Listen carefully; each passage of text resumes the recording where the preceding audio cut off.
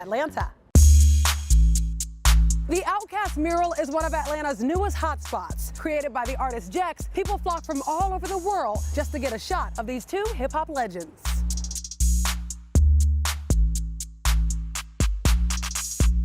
News of the mural went viral when Big Boy himself gave a shout-out on Instagram. You can find it tucked away in a back parking lot in Little Five Points. An Atlanta icon, ever-changing, always interesting. The Krog Street Tunnel is full of artwork from some pretty eclectic Atlanta artists.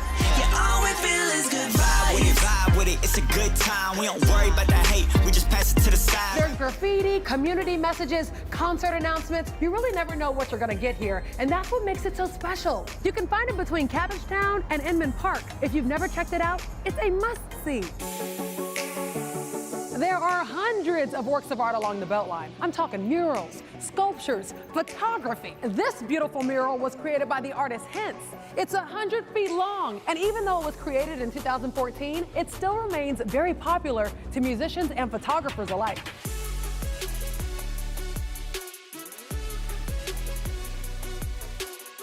You can find it on the East Side Trail under Virginia Avenue. So let me know what you think. It doesn't have to be street art. Maybe your favorite spot is down the street from your home or a great view. Connect with me on Facebook and Instagram and share your favorite Instagram spots in Atlanta. And come hang out with me on Morning Rush, weekdays 5 to 7 a.m. on 11Alive.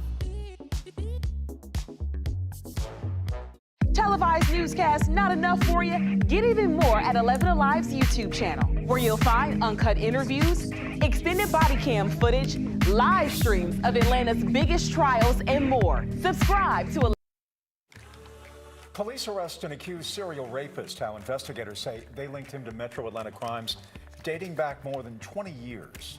I never dreamed it would ever happen to me. Never. 20 people still missing right now after tornadoes battered neighborhoods in central Tennessee. Tonight, we're hearing from the survivors who can't believe they made it through. 11Alive News Primetime on the ATL starts now. It is Wednesday and it is still raining. That system continues to move through Metro Atlanta, leaving us to wonder when, if ever, we will see the sun again. The answer obviously is May. We now go over to our meteorologist, Samantha Moore. Samantha, if you had a prediction right now, when would you say this rain will stop? I know we're got a nice break starting tomorrow night in through Friday, Saturday, and Sunday. So it doesn't mean that we're not going to be soggy into next week, because we do have a chance next week, but we're going to get a nice 3-day break. So something to look forward to. But in between now and then, rain's going to be on the increase. So we're already starting to see things start to fire up here on the west side of town, moving in through Cedartown, moving up towards 75 and 575 split there.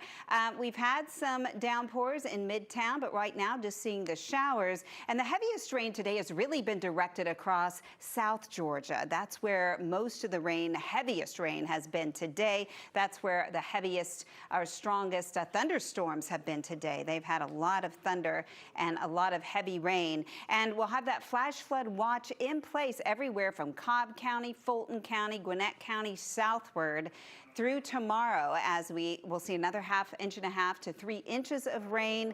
And of course, the ground cannot hold another drop. Everything is so soupy out there. And here comes the rain as we head into our Thursday morning commute, and then in through the afternoon, it starts to become a little more showery. But basically, one more good day of rain where this is going to be adding up. Fortunately for us, the chances for severe are going to be more focused from about Macon southward. Here, we may see some general thunderstorms, and coming up, we'll go hour by hour and let you know when you can expect the heaviest of the rainfall. Sam, thank you. Tonight, we want to continue to answer your questions about the 2 confirmed cases of coronavirus here in Metro Atlanta and who may have been in contact with them before they were diagnosed. Well, we have seen a lot of information, and a lot of it is false. Of course, it has been shared online, as you have seen as well, but our goal is to give you the facts without spreading fear. So here's what we can confirm for you tonight. There are still only 2 cases in Fulton County, a teenage son and father, who are both already beginning to feel better. We learned today, before the son started feeling ill, he went to a homeschool learning center with other students. The center in Cherokee County is taking steps to make sure the virus doesn't spread further. Joe Hinkie was in contact with the Learning Center's owner today, and they are taking some precautions. On Tuesday, Fulton County Interim Health Director Dr. Elizabeth Ford said health officials are trying to find everyone who came into contact with Georgia's 2 COVID-19 patients between the time they began feeling sick and when they headed to the doctor. Trying to make sure that we reach out to anybody who may have been exposed to either the child or the adult. Ford says a 56-year-old man returned to Fulton County on February 22nd from a conference in Milan, Italy, and began feeling symptoms on February 25th. His son showed symptoms 2 days later, and after being tested at their doctor's office, positive COVID-19 results came back on Monday. While Ford says the teen is homeschooled, this afternoon Living Science, a homeschool study center, sent 11Alive this email. The center confirmed the 15-year-old attended class at the center last Wednesday, the day before he began experiencing symptoms. The letter reads, Georgia Department of Public Health has contacted the families directly who have children in the same Wednesday class as the student. The Department of Health has asked those families to self-quarantine voluntarily for the 2-week incubation period of the virus and to wait to return to class until March 12th. The center is now closed, a move Living Science says the state did not require, but it is doing so in an abundance of caution and gives families the greatest freedom to determine how to best care for their children. While closed, teachers will use online resources to help parents continue their child's homeschooling. The center did not release details of how many families are being asked to self-quarantine. We do not want to stress. We do want to that health officials say the child felt symptoms a day after he had attended class at a Living Science area. The CDC reports there have been reports of people without symptoms spreading COVID-19, but it is not thought to be the main way the virus spreads. It is important to note most cases of coronavirus are mild, like what we have seen with the 2 cases in Fulton County. From February 16th through February 24th, the WHO, the World Health Organization, surveyed 56,000 patients with this strain of coronavirus. They found 80% of the cases experienced mild symptoms. Nearly 13.8% of cases were severe. And just over 6% of the cases involved patients who were critically ill. New tonight, State Farm is restricting all non-essential travel for employees due to coronavirus. In a statement, the company says this is going to be through March. They hope this will prevent employees from contracting and spreading the virus. According to our partners at the Atlanta Business Chronicle, State Farm employs about 7,000 people in Metro Atlanta, making it the 15th largest employer here in the city. On Friday afternoon, President Trump will travel here to Atlanta. He is expected to discuss how the country as a whole is responding to the coronavirus outbreak. Today, the House and Senate reached a multi-billion-dollar deal to fight the spread of the virus in the United States. It's 3 times more than the initial that was asked from the White House. It's $7.8 billion to fund research and the development of vaccines, support state and local efforts, and help small businesses. There is also $500 million that will be used over a 10-year period towards a remote health care program. Lawmakers are expected to vote on the deal by the end of the day. So we do not have an update on that for you. We will attempt to do so before the end of this broadcast. Our medical correspondent, Dr. Sujatha Reddy, is answering your questions about coronavirus. We'll hear from her in the next half hour, and you can watch a full Q&A right now on the 11Alive YouTube page. If you have any questions, we ask that you text us to the number that we have been giving out to you. It's right there on your screen. Again, text, don't call this number. It's 404-873-9114. Be sure to include your first name and where you're from.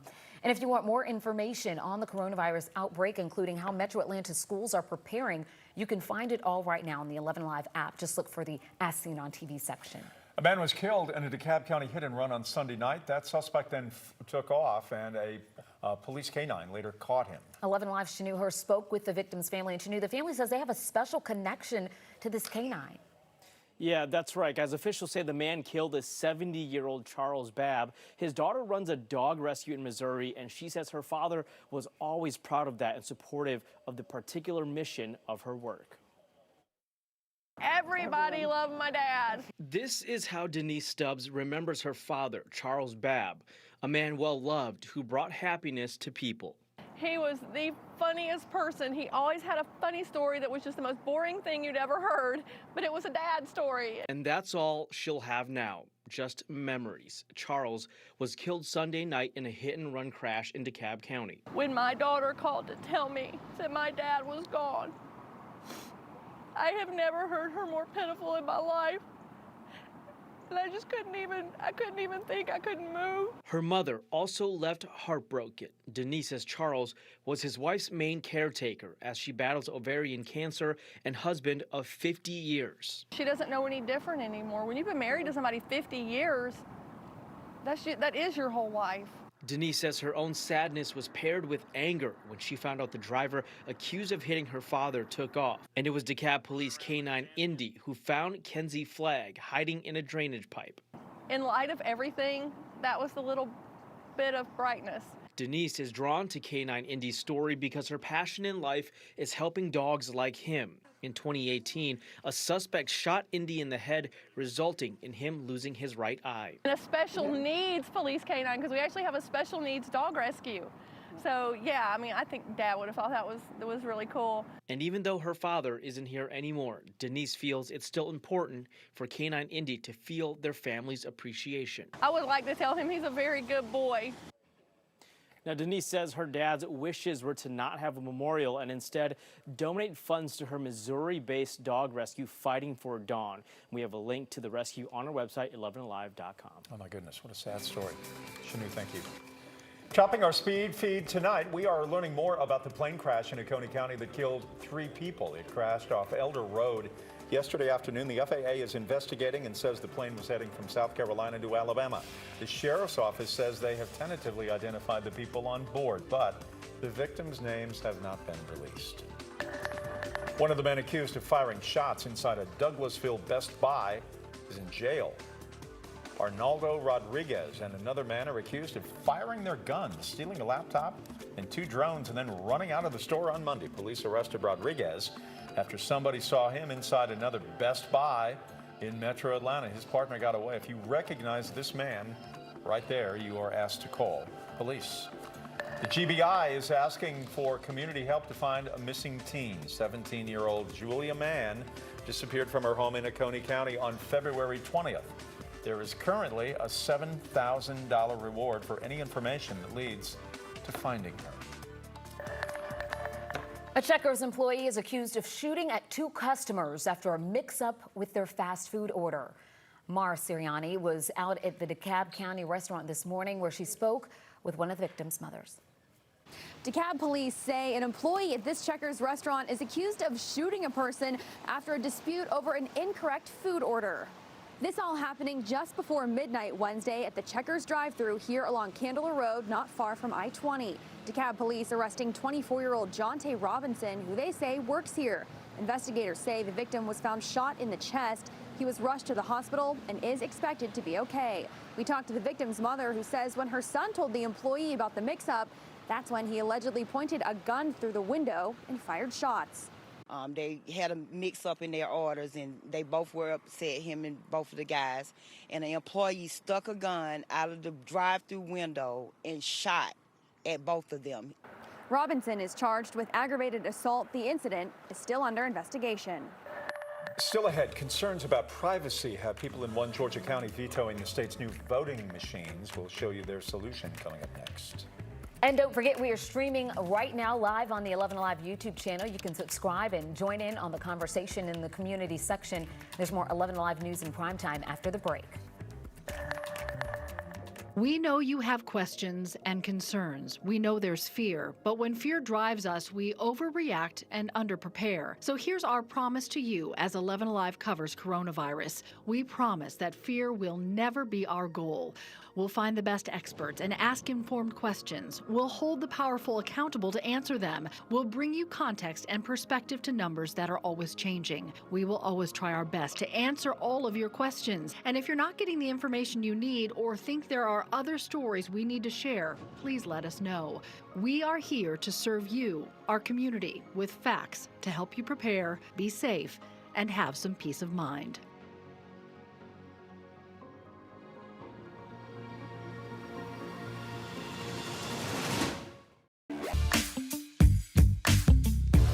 Televised newscasts not enough for you? Get even more at 11Alive's YouTube channel, where you'll find uncut interviews, extended body cam footage, live streams of Atlanta's biggest trials, and more. Subscribe to 11Alive today. Babe, where are my keys? Where's Where's my lunch? Where's my phone? Hey, where's my blue shirt?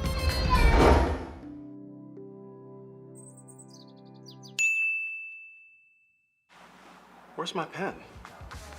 Have you seen it? Everybody has learned how to drive, so I'm going to go ahead and retire. It didn't last long. Crank up your morning rush with Crash Clark. Weekdays, 5 to 7 a.m. on 11Alive. Traffic brought to you by John Foy & Associates. I woke up at 2 in the morning to be here. Where were you? Once you allow it, right, then it sets you up for the entire week where you just have lost it. Like on a Sunday, it's like, oh, let's just order some Chinese food, and of course you wind up eating tons of that. And then on Monday, you're like, well, I got leftovers, I can't let it go to waste. Auntie wants to give you a plate to take home from the barbecue. Auntie! No. Auntie, don't invite me to the barbecue. I'm gonna be looking for you next time, so use the hashtag and let us know you're hanging out with us. Morning Rush, weekdays, 5 to 7 a.m., only on 11Alive. The 11Alive app is your go-to source for all things Atlanta. You hear what happened today? I'll tell you all about it. Breaking news the moment it happens. The boil water advisory. Hyper-local, accurate weather alerts. You may want to grab that sweater, maybe even a coat. More stories to uncover. More videos to discover. He did it his way. Personalized for you. And that's what makes it so special. The 11Alive app.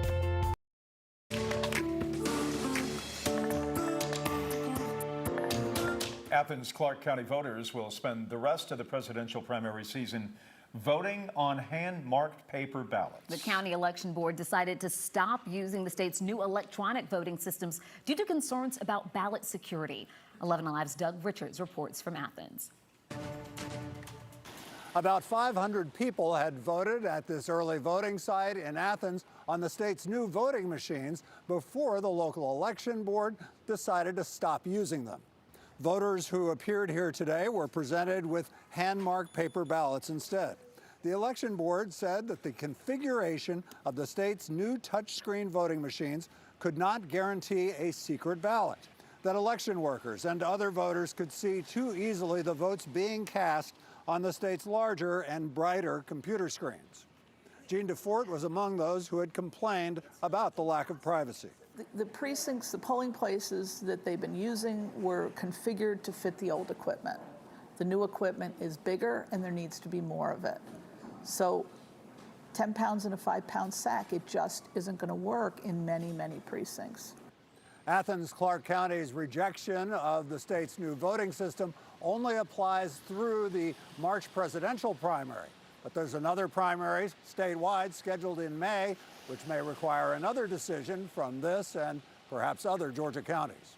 The Secretary of State, whose office approved the new $100 million statewide voting system, declined comment. The decision in Clark County comes days after a judge in another county ruled that Georgia's new voting machines are private enough. Last week, a lawsuit was filed in Sumter County alleging the new machines didn't offer enough privacy, but a judge ruled there was no need for hand-marked paper ballots in Sumter. Georgia's Secretary of State advised county election workers to position the voting machines toward walls so the screens can't be seen from the rest of the room. Your 11Alive storm tracker still tracking the rain for one more day, and then we'll get a good 3-day break at least. So we're looking at some heavy downpours, though, across the Georgia state line that are going to be heading in our direction the next few hours or so.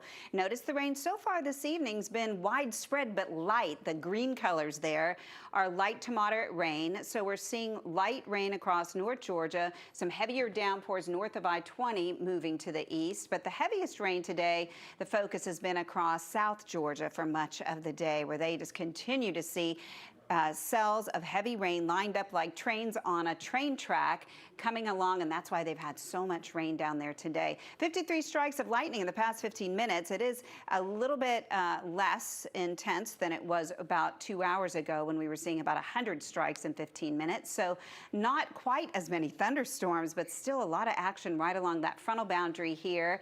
And we're going to continue to see the rain because it extends well back into Texas tonight. So it's going to be at least another 24 hours. So a flash flood watch is in place here. We'll see another 1.5 to 3 inches with the heaviest rain most likely tomorrow morning, the first half of the day. The best chance of severe will be relegated to South Georgia tomorrow, but we will have a chance for some thunderstorms here as well. But mainly it's going to be the heavy rain causing issues. The rain's coming down in Noonan right now still. The roads are wet. And of course, we have seen the heaviest rain the last couple of days on the south side.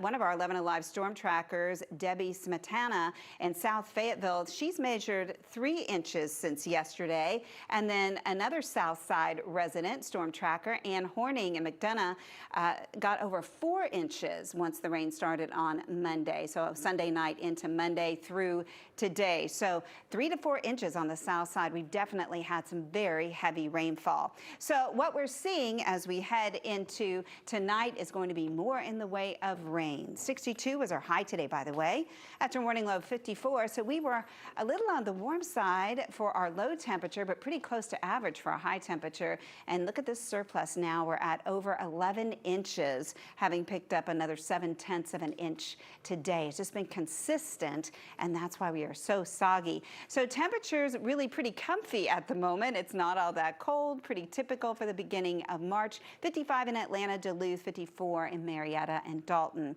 So rain will be on the increase tonight. It'll be heavy at times tomorrow, especially the first half of the day, and then hang in there because we're going to be drying it out for a very nice weekend. So we're looking at the rain to continue the next 12 hours. So get ready for a wet morning commute and then continue throughout tomorrow morning into the early afternoon. But by the evening commute, it should start to lighten up a bit. And look at that. Light at the end of the tunnel may come in the form of moonlight as we get into the late evening hours tomorrow and things finally start to dry out. So light showers the next few hours, rainfall picking up intensity as we head into the overnight hours. So once you get towards that morning commute, as you get into 7 o'clock in the morning, look at the widespread rain you're going to have to contend with as you head out the door. So you may need to leave a little extra time, I know, again, for that morning commute, and then we'll start to see things taper off once we get into the afternoon, and we should see improving conditions as we dry out on Friday. Hooray, just in time for the weekend. So it's looking really great once we get through tomorrow with that 90% chance of rain and temps in the low 50s. So we'll end up seeing temperatures warm up a little on Friday. It's drying out. Seeing the sunshine should be around 61 Saturday afternoon after a chilly start, though, down in the low 30s. Sunday, mid-60s after starting out in the upper 30s. Almost a perfect day. And don't forget, we get to spring forward, which means we get one less hour of sleep, unfortunately, on Sunday morning.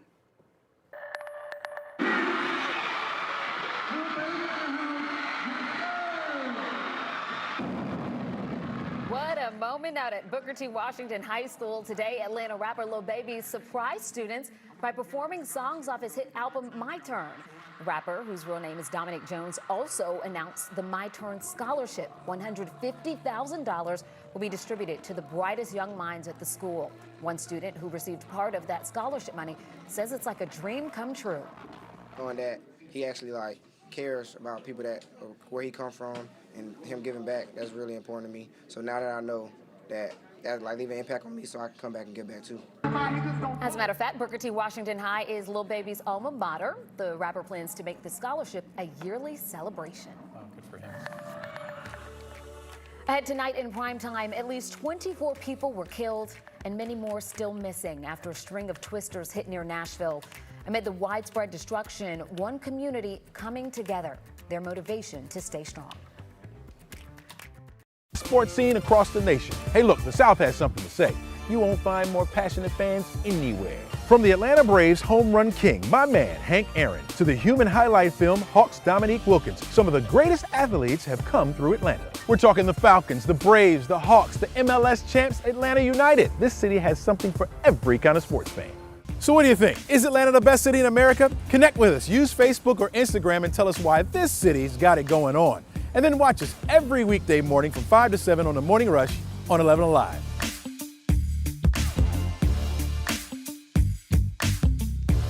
Televised newscasts not enough for you? Get even more at 11Alive's YouTube channel, where you'll find uncut interviews, extended body cam footage, live streams of Atlanta's biggest trials, and more. Subscribe to 11Alive today. Babe, where are my keys? Where's my lunch? Where's my phone? Hey, where's my blue shirt?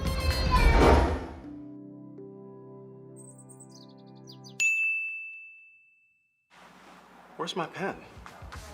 Have you seen it? Everybody has learned how to drive, so I'm going to go ahead and retire.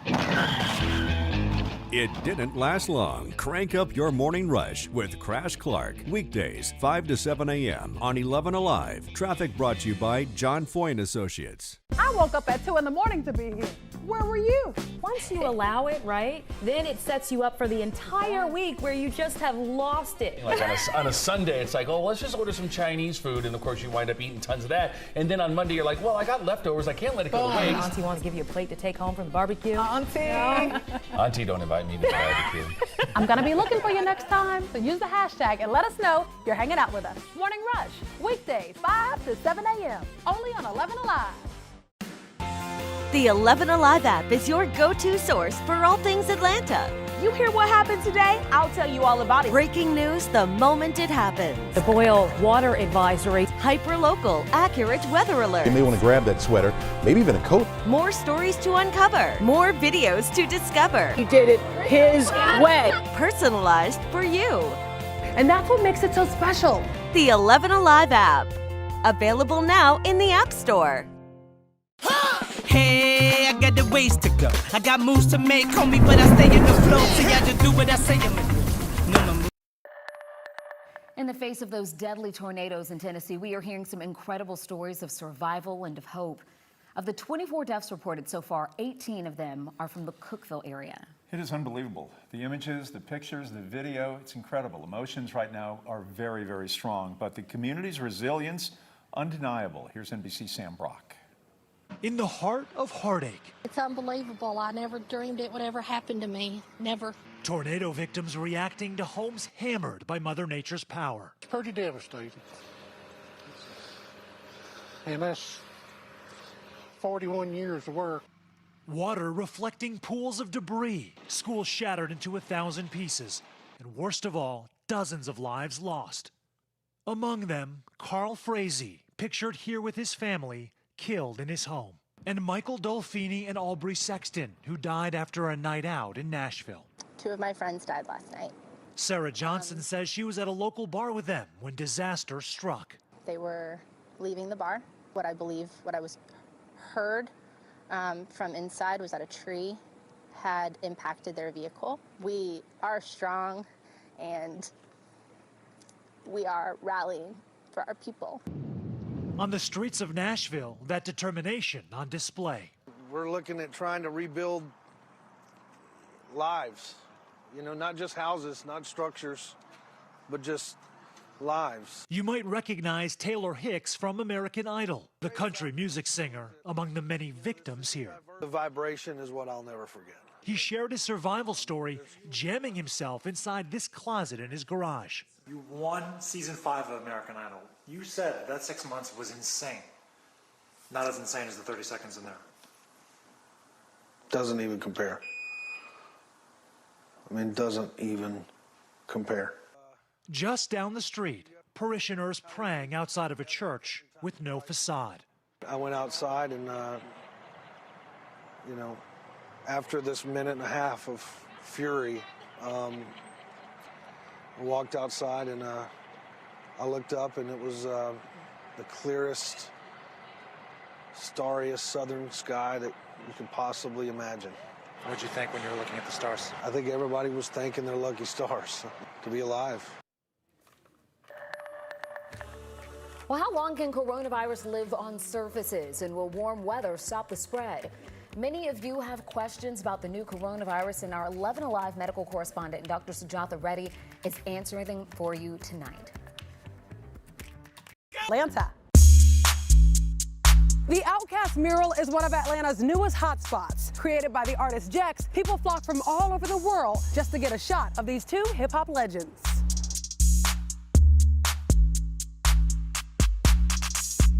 News of the mural went viral when Big Boy himself gave a shout out on Instagram.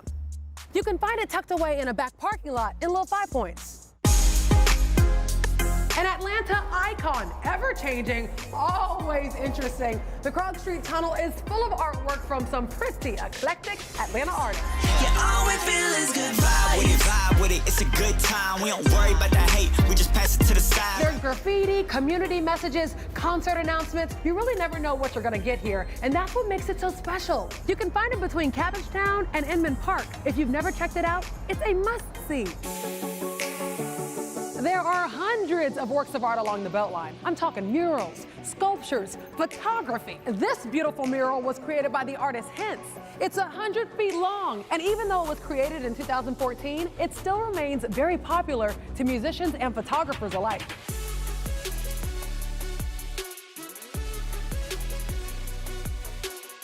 You can find it on the East Side Trail under Virginia Avenue. So let me know what you think. It doesn't have to be street art. Maybe your favorite spot is down the street from your home or a great view. Connect with me on Facebook and Instagram and share your favorite Instagram spots in Atlanta. And come hang out with me on Morning Rush, weekdays 5 to 7 a.m. on 11Alive. Televised newscasts not enough for you? Get even more at 11Alive's YouTube channel, where you'll find uncut interviews, extended body cam footage, live streams of Atlanta's biggest trials, and more. Subscribe to 11Alive today. I haven't seen you in a while. Where you been?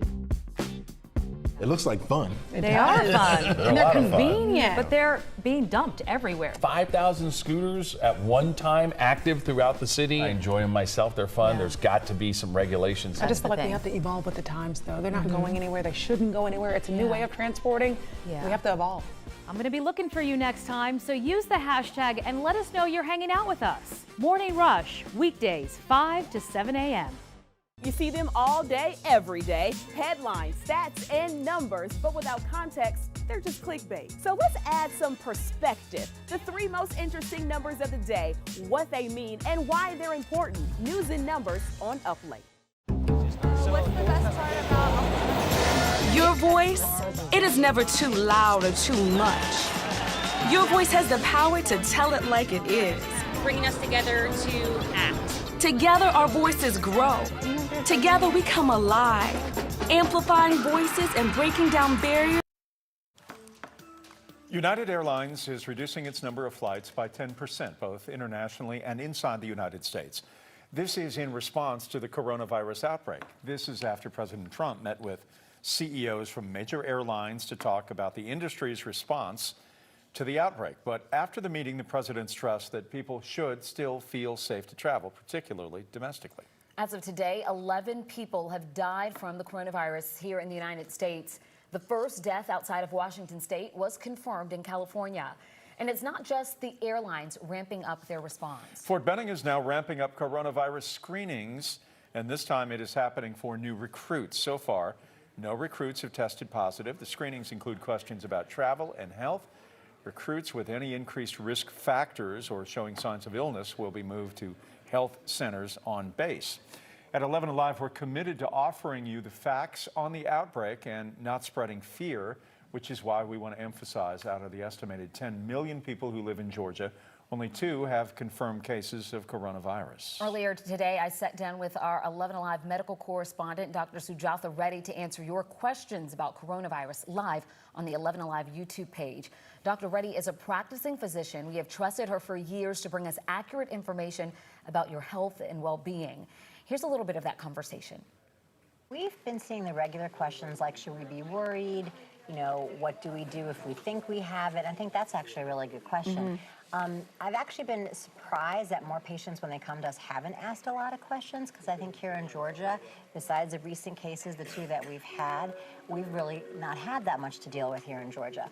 But if you think you have it, the thing to do is, if you have symptoms, get a mask if you're going to be around people, new people, people in your family. If you have some sort of virus, you've probably already passed it amongst family members. But if you're going to be out, then I would wear a mask. But if you're worried about it, the thing to do is call your primary care or your hospital's ER, whatever you decide to go to, and see if they have the testing kits.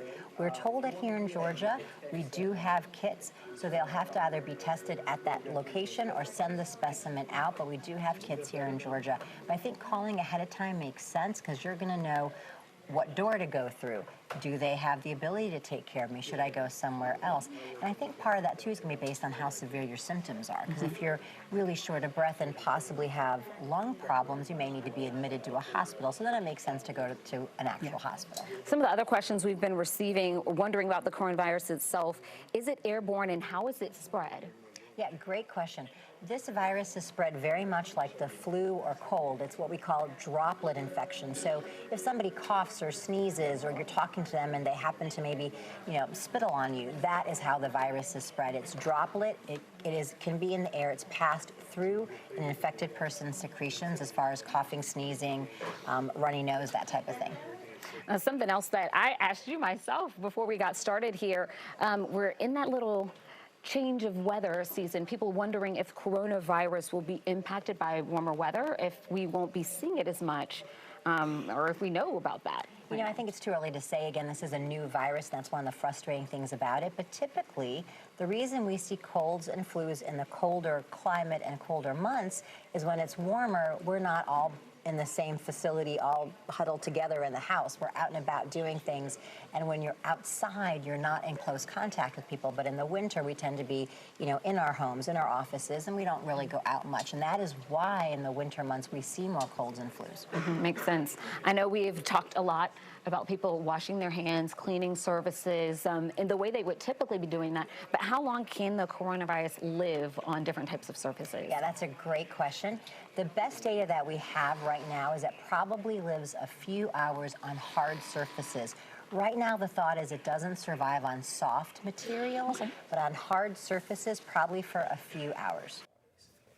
Well, you can find that full conversation right now on the 11Alive YouTube page. If you have any other questions you have for Dr. Reddy, make sure you text them to us. That number is there on your screen. It's 404-873-9114. Again, we ask that you text that number and not call. We'll try to get some answers for you. Quick update to a story we brought you a couple of weeks ago. An older couple from Atlanta quarantined in Japan after traveling on board the Diamond Princess cruise ship. Finally getting to come home, Clyde and Renee Smith were being quarantined in a Tokyo hospital after they tested positive for the virus. Today, their son posted on Facebook they have now tested negative twice. They're being released. He thanked the nurses who took such good care of them in Japan. You can read more about their experience in quarantine on our 11Alive app. Look for the story in the As Seen on TV section. Yes, we're going to see more rain. It's going to pick up in its intensity overnight and become more widespread by the morning commute. So your 11Alive storm trackers will be watching that trend as we head into the early morning hours. Even right now, we're seeing some heavier rain work its way in through Carroll County, just north of I-20. It's going to be heading into Atlanta, and that's when our rainfall rates will pick up a bit. For the most part, north of I-20 this evening, it's been pretty light, but that's starting to change with these heavier downpours moving into Cedartown. Also, we have a heavier band stretching from around that 985 interchange over towards the Athens area along 316. But most of the heaviest rain has been associated with thunderstorms in South Georgia today. In fact, we have seen a lot of lightning with those this evening. In fact, 76 strikes in the past 15 minutes alone. So still pretty robust for this time of night along that frontal boundary in South Georgia. And this rain extends well back into Texas. So it's going to be another good solid day before we dry it out. So we have that flash flood watch. It's going to be in effect through tomorrow. Generally another 1.5 inches here across the metro area, possibly more like 3 inches on the south side here. And that timing of that is going to be heaviest the first half of tomorrow. So the morning commute will likely be slower than the evening commute in terms of rain slowing you down. So coming up, we'll time it out hour by hour and let you know exactly when we are going to dry out. All right, Samantha, thank you. Former Vice President Joe Biden riding high after a string of Super Tuesday wins 24 hours ago launched him to the top of the 2020 Democratic field. Now, hoping a new endorsement from another ex-rival will help him keep the Joe-mentum going through a series of pivotal matchups with Senator Bernie Sanders over the next couple of weeks. Here's NBC's Alice Barr. Joe Biden supercharged today after a night that was expected to tilt toward Bernie Sanders. We are very much alive! Super Tuesday instead rocketing Biden to the top in what is rapidly becoming a head-to-head matchup with Sanders, a showdown between the party's moderate and progressive wings. Joe is running a campaign which is obviously heavily supported by the corporate establishment. The establishment are all those hard-working middle-class people, those African Americans, those single women. Yes, sir. The Biden boost continuing today with a new endorsement from Mike Bloomberg, who pledged his considerable resources after ending his short, expensive, and unsuccessful run. I entered the race for president to defeat Donald Trump, and today I am leaving the race for the same reason. Sanders leads in Tuesday's biggest prize, California, though a large number of mail-in ballots mean it's still too early to call. NBC News projects he did carry Colorado, Utah, and Vermont. Biden picking up 10 projected wins from New England to the Midwest and a clean sweep of southern states, surging to a surprise victory in delegate-rich Texas. I think the Democrats have sent the signal that they really want to come after Trump. And they think Biden is the guy to do it. The last wild card, Elizabeth Warren, assessing her path forward after a dismal Super Tuesday, finishing third in her home state of Massachusetts. Two candidates now squaring off to slug out the nominations state by state in the weeks ahead. Topping our speed feed tonight, DeKalb County is hoping a new emergency services hub will cut down on ambulance response times. DeKalb County has a contract with the ambulance company AMR, which has received several complaints of slow response times and negligence over the years. The county has leveled more than $1 million in fines against the company, but still decided to sign a new 5-year contract with them last year. They're hoping the new hub on Buford Highway will help reduce response times. The county spent $2 million on new ambulances on top of $5 million for new equipment and other improvements. STG Healthcare has agreed to pay over $1 million to resolve false claims allegations. The company is accused of submitting false claims to Medicare and Medicaid for patients who were not terminally ill. STG Healthcare will pay $1.75 million to settle the allegations. 15-year-old William Floyd is a Make-A-Wish kid from Georgia. He got his wish granted to be on the video game NBA 2K. His family got to go out to the 2K headquarters in California, and he was put into the video game, which players can download. Floyd is the first non-NBA player to be in the video game. After his photo went viral, he quickly picked up the nickname The Target Guy. Next, we find out whatever happened to Pastor Jeremy Tuck.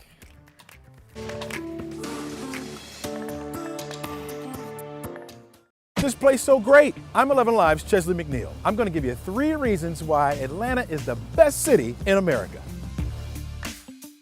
Come on, man. It's the heart of the South. And it's one of the most diverse cities around. People from all walks of life have come here and made it home. From different backgrounds, languages, and religions. And who can forget about the food? They all make this a cultural melting pot, full of great people and Southern hospitality. Atlanta's rich history is unmatched, known as the cradle of the civil rights movement for good reason. Dr. Martin Luther King Jr., Andrew Young, John Lewis, they all fought in the struggle for equal rights right here. Businesses on Sweet Auburn Avenue, local black churches, and college students from Atlanta all helped shape the future of America. Once an Olympic city, Atlanta's home to the best sports scene across the nation. Hey look, the South has something to say. You won't find more passionate fans anywhere. From the Atlanta Braves home run king, my man, Hank Aaron, to the human highlight film, Hawks' Dominique Wilkins, some of the greatest athletes have come through Atlanta. We're talking the Falcons, the Braves, the Hawks, the MLS champs, Atlanta United. This city has something for every kind of sports fan. So what do you think? Is Atlanta the best city in America? Connect with us. Use Facebook or Instagram and tell us why this city's got it going on. And then watch us every weekday morning from 5 to 7 on The Morning Rush on 11Alive.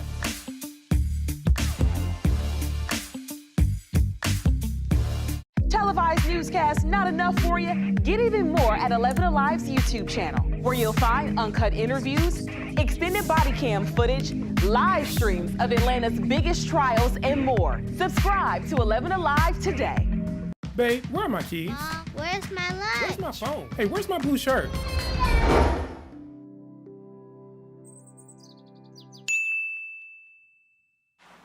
Where's my pen? Have you seen it? Everybody has learned how to drive, so I'm going to go ahead and retire. It didn't last long. Crank up your morning rush with Crash Clark. Weekdays, 5 to 7 a.m. on 11Alive. Traffic brought to you by John Foy & Associates. I woke up at 2 in the morning to be here. Where were you? Once you allow it, right, then it sets you up for the entire week where you just have lost it. Like on a Sunday, it's like, oh, let's just order some Chinese food, and of course you wind up eating tons of that. And then on Monday, you're like, well, I got leftovers, I can't let it go to waste. Auntie wants to give you a plate to take home from the barbecue. Auntie! Auntie, don't invite me to the barbecue. I'm gonna be looking for you next time, so use the hashtag and let us know you're hanging out with us. Morning Rush, weekdays, 5 to 7 a.m., only on 11Alive. The 11Alive app is your go-to source for all things Atlanta. You hear what happened today? I'll tell you all about it. Breaking news the moment it happens. The boil water advisory. Hyper-local, accurate weather alert. You may want to grab that sweater, maybe even a coat. More stories to uncover. More videos to...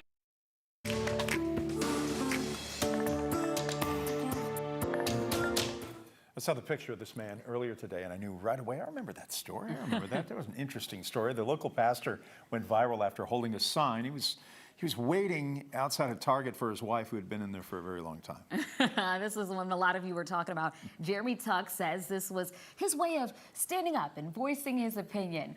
Our Nick Sturdivant recently sat down with Jeremy and his wife in this week's Whatever Happened To. Every time Jeremy Tuck talks about it, he gets that look from his wife, Akila. And so, yeah, I just, that's pretty. The sign basically said my wife is in Target 2+ hours.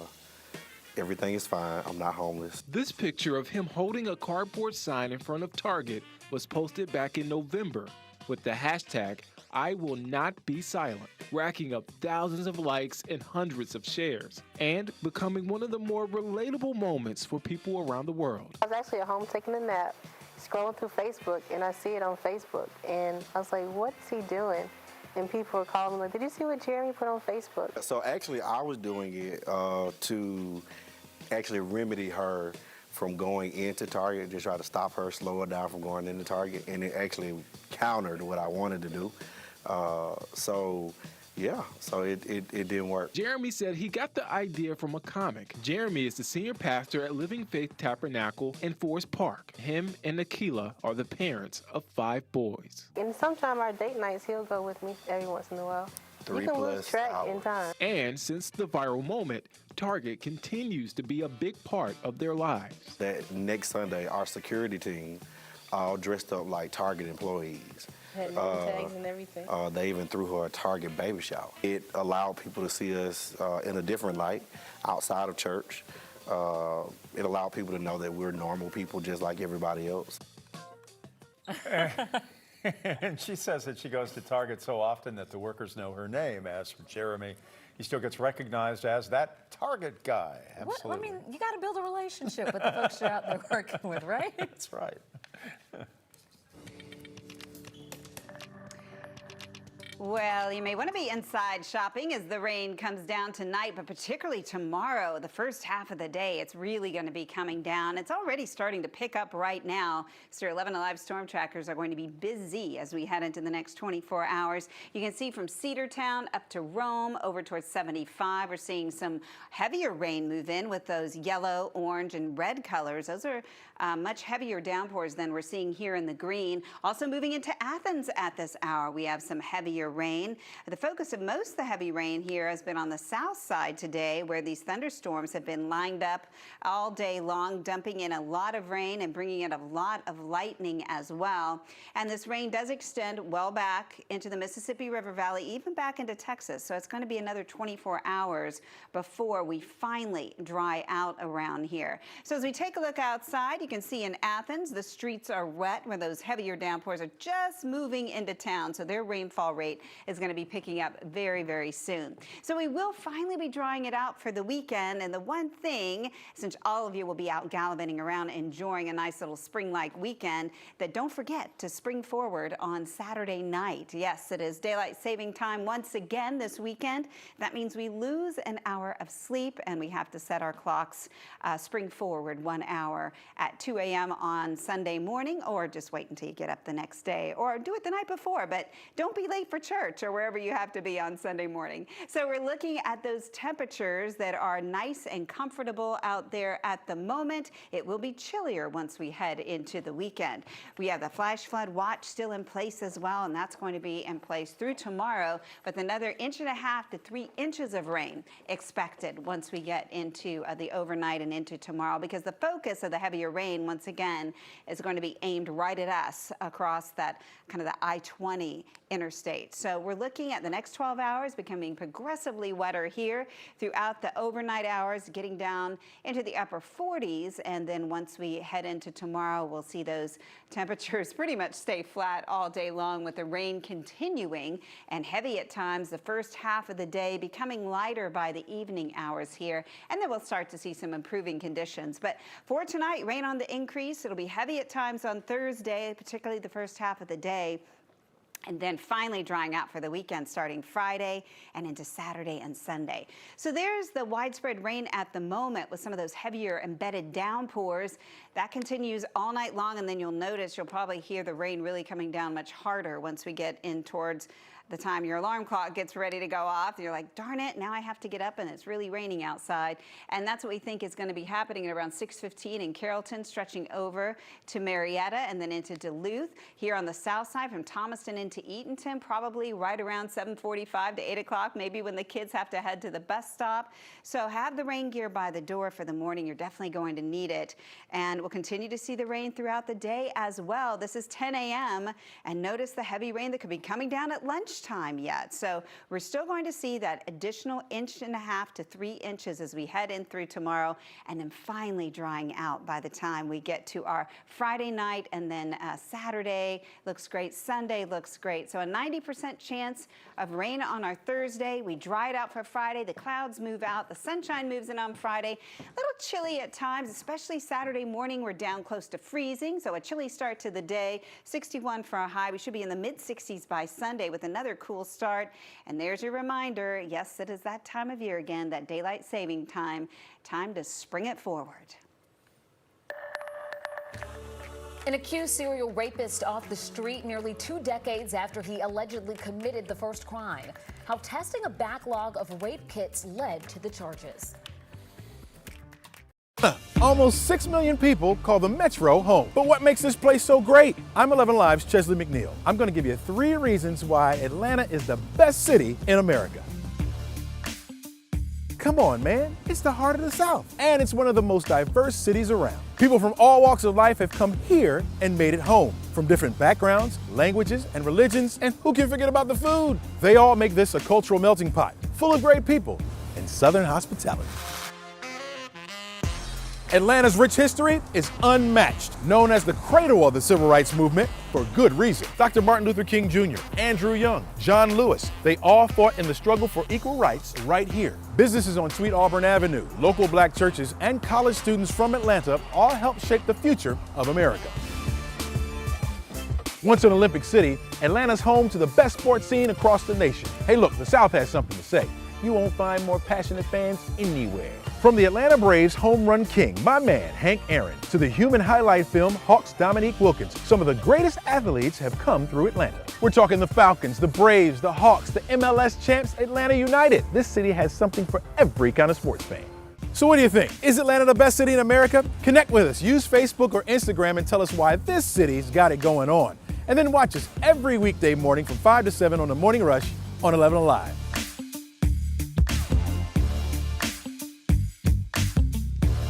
Televised newscasts not enough for you? Get even more at 11Alive's YouTube channel, where you'll find uncut interviews, extended body cam footage, live streams of Atlanta's biggest trials, and more. Subscribe to 11Alive today. Babe, where are my keys? Mom, where's my lunch? Where's my phone? Hey, where's my blue shirt?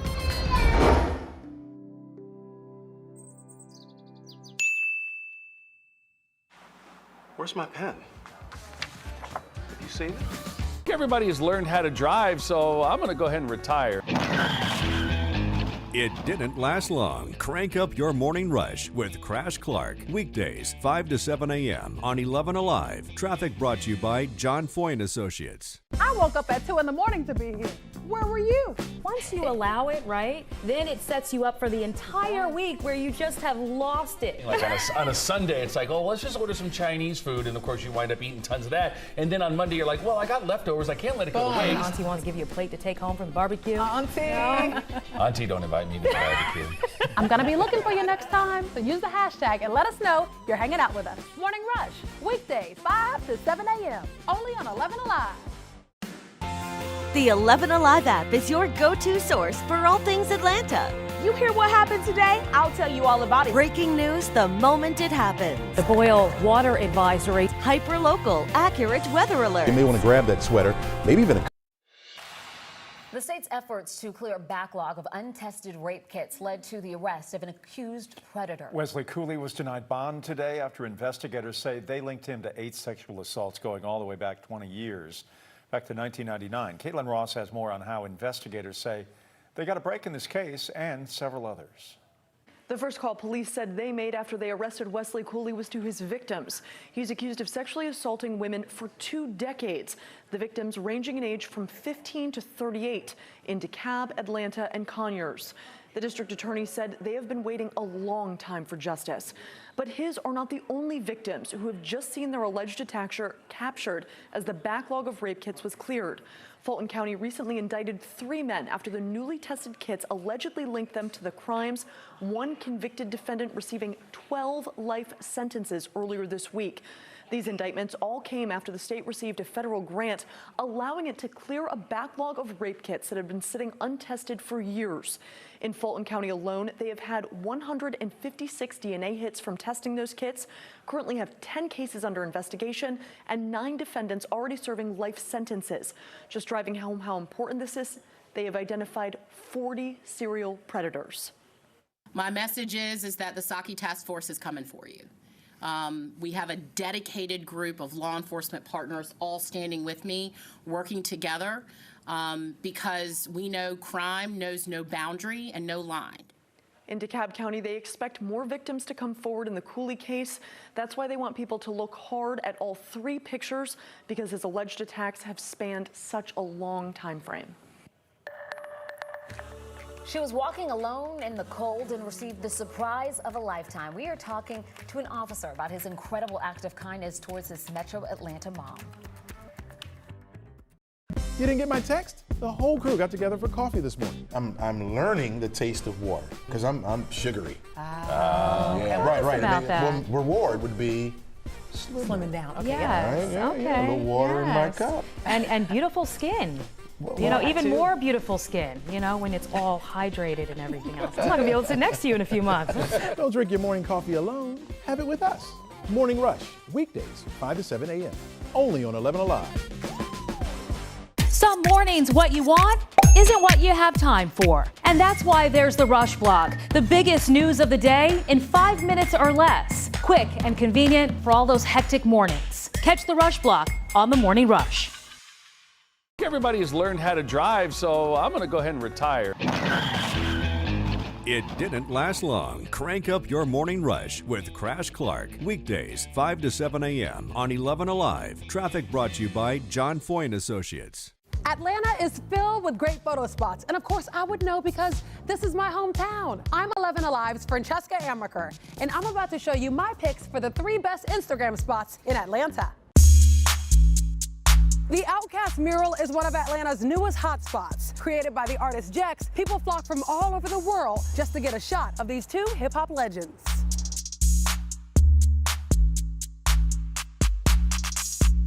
News of the mural went viral when Big Boy himself gave a shout out on Instagram. You can find it tucked away in a back parking lot in Little 5 Points.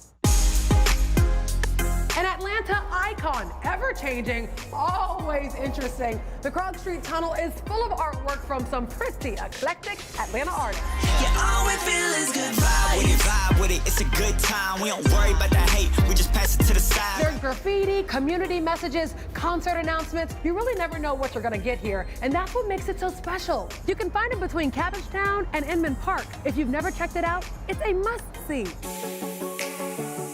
There are hundreds of works of art along the Beltline. I'm talking murals, sculptures, photography. This beautiful mural was created by the artist Hence. It's 100 feet long, and even though it was created in 2014, it still remains very popular to musicians and photographers alike.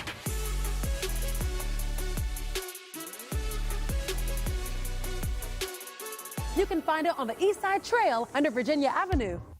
So let me know what you think. It doesn't have to be street art. Maybe your favorite spot is down the street from your home or a great view. Connect with me on Facebook and Instagram and share your favorite Instagram spots in Atlanta. And come hang out with me on Morning Rush. A Gwinnett County officer is being recognized for making a little girl's birthday something very special. Yes, Sergeant Nick Boney saw this woman walking alone with a bouquet of balloons. Her daughter had just turned 1, and she said she was on her way home to celebrate. Sergeant Boney knew he had to help. He only had, not only did he give her a ride, he also instructed Officer Jimmy Wilson to buy the little girl a birthday cake. Sergeant Boney says he's just happy he had the chance to make Mom's life a little bit easier. Buying a birthday cake for a 1-year-old for a mother who's obviously trying to make it with her family and make their kid's life the best that she can, that's just one person doing something for another person. We can all do that. It's not a police officer buying a birthday cake for another person. That's just one individual helping out another. I tell you, the little girls, when they ran up to give us a hug and stuff, that was just, it was just like it was part of the family. Well, the officers ended up meeting the little girl and her other siblings and delivered that surprise in person. They were greeted with a lot of hugs, as you just heard there. Everyone gathered around the table. You can see there they were singing the birthday song together as a family. Very cute moment there. I love that. Very nice. That's a good story. Because she'll never be able to remember that. And I love this digital age where she'll get to see it and possibly see it was on the news, too. Yeah, and the officers didn't try to tell the story. It was somebody who was reviewing the body camera footage that noticed it. I love that. So, yeah. Yeah, pretty cool. Well, good to see you guys tonight. There's still much more coming ahead on Primetime in the 9 o'clock hour. We have a lot coming up for you. You could soon see an extra charge for your Uber or taxi. What's that about? Why a proposed price hike is another step closer tonight. I never dreamed it would ever happen to me. Never. 20 people still missing right now after tornadoes smash neighborhoods in central Tennessee. Tonight, we're hearing from the survivors who can't believe they made it through all of this. 11Alive News Primetime on the ATL starts now.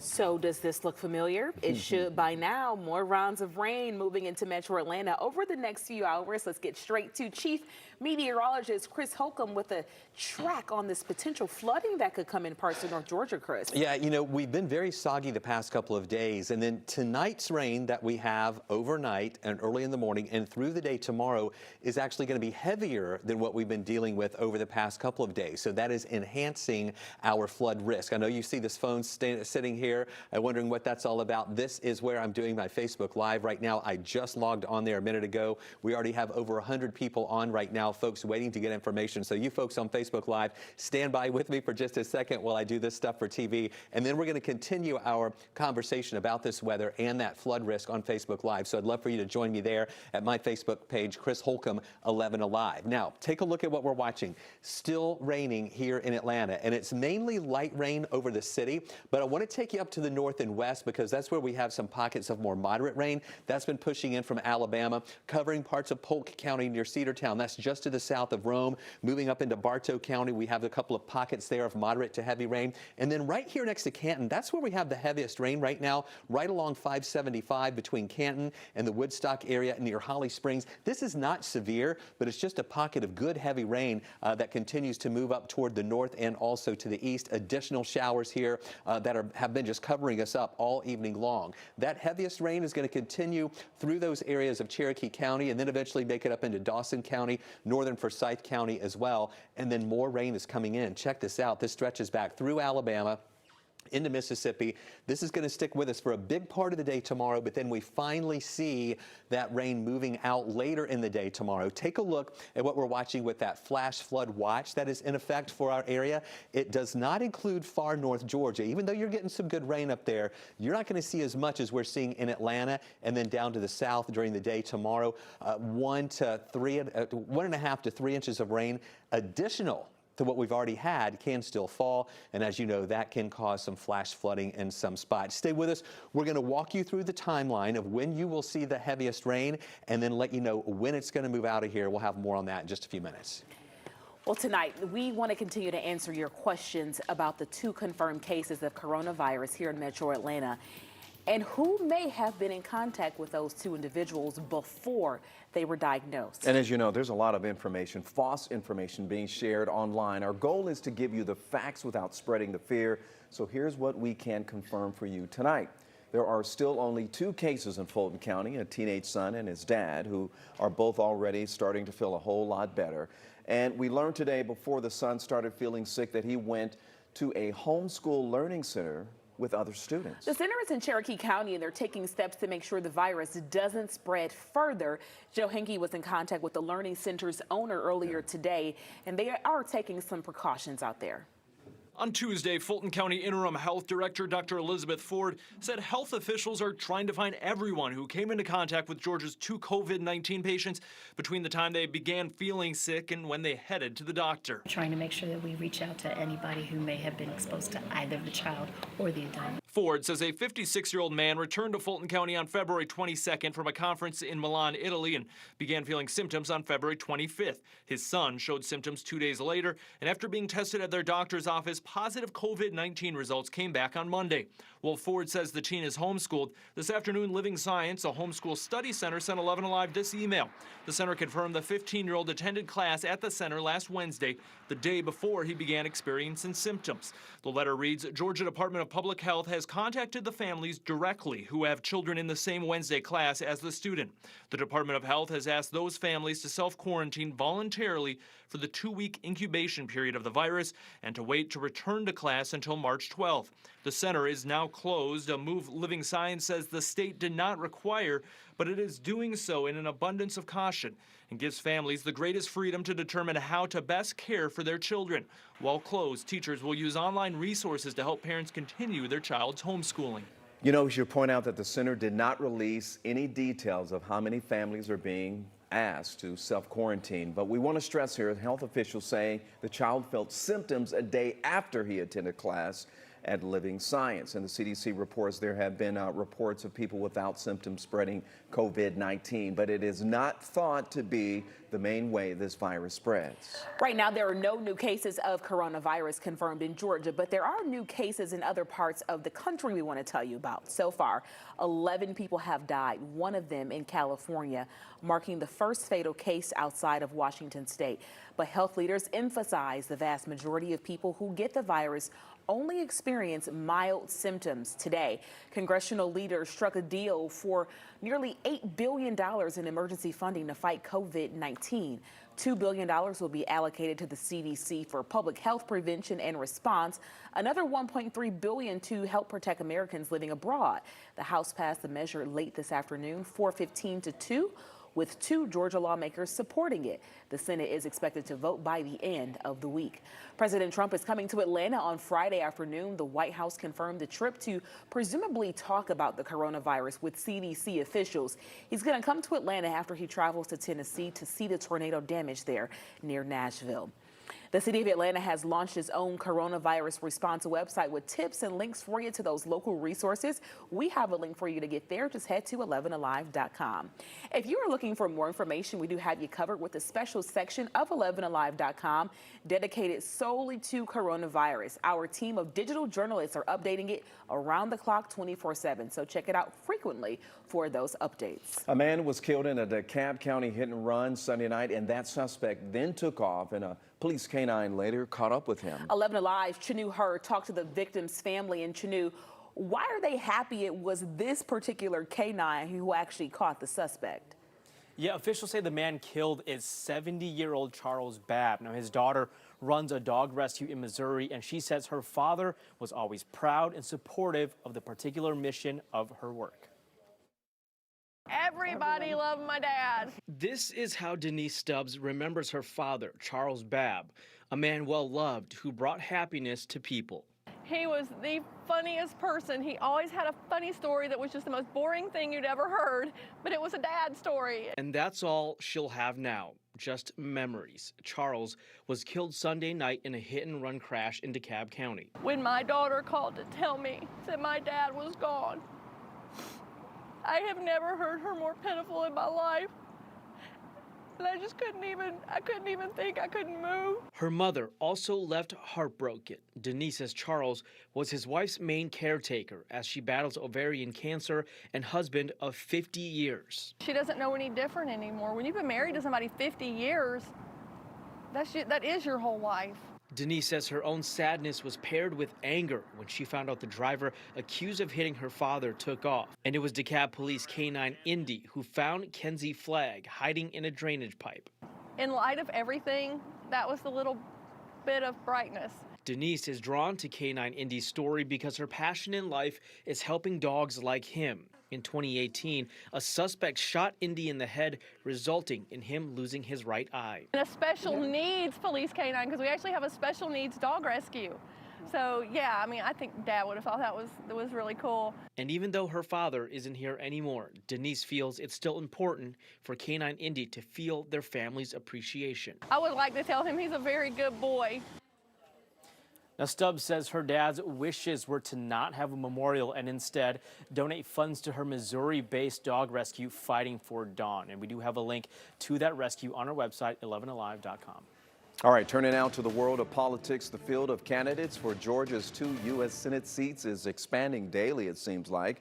Today, Democrat Jon Ossoff filed his paperwork at the state capitol. He's going to join former Columbus Mayor Teresa Tomlinson, Executive Sarah Riggs Amico, and retired Air Force veteran James Knox in May's Democratic primary. Now, the winner will challenge Republican incumbent Senator David Perdue. Georgia's other seat, currently held by Senator Kelly Loeffler, will be decided with a jungle primary. That's going to take place in November. Congressman Doug Collins is running against his fellow Republican, as is Macon resident Wayne Johnson. Well, today, Democrats Matt Lieberman and also Ed Tarver also qualified for this special election. Reverend Ralph Warnock of Atlanta is also expected to file his paperwork later on this week. All right, topping tonight's speed feed, a Super Tuesday surge for former Vice President Joe Biden. He's now leading the pack of Democratic presidential hopefuls with 513 delegates, and he's added Mike Bloomberg to his growing list of endorsements after the former New York City mayor bowed out. But Senator Bernie Sanders is still very much a contender. He's very much alive. His 461 delegates leaving the remaining candidates far behind. All right, get ready to pay a little bit more for an Uber. Today, the state Senate approved a 50-cent fee on ride shares, including taxis and limos under House Bill 105. Customers wouldn't pay sales tax. Instead, they will pay 50 cents per trip or 25 cents when they carpool. The fee could generate $45 million in revenue for Georgia in its first full year. Security layoffs are coming to Atlanta's Hartsfield-Jackson Airport. Axe Aviation Security will be letting 90 employees go on April 30th, according to our partners, the Atlanta Business Chronicle. A company spokesperson says their contract was not renewed. Axe provides TSA-regulated services at airports all across the country. All right, straight ahead. Concerns about privacy have people in one Georgia county rejecting the state's new voting machines. We're going to show you their solution next. And Chief Meteorologist Chris Holcomb live on Facebook right now talking about all this rain and the potential for some flooding, especially in North Georgia. We're going to catch up with him live on air coming up after the break. But for now, you can join the conversation on his Facebook page. And don't forget, folks, we're streaming right now on 11 Alive's YouTube channel. Subscribe and join the conversation in the community section. We've got more 11 Alive news, primetime after the break.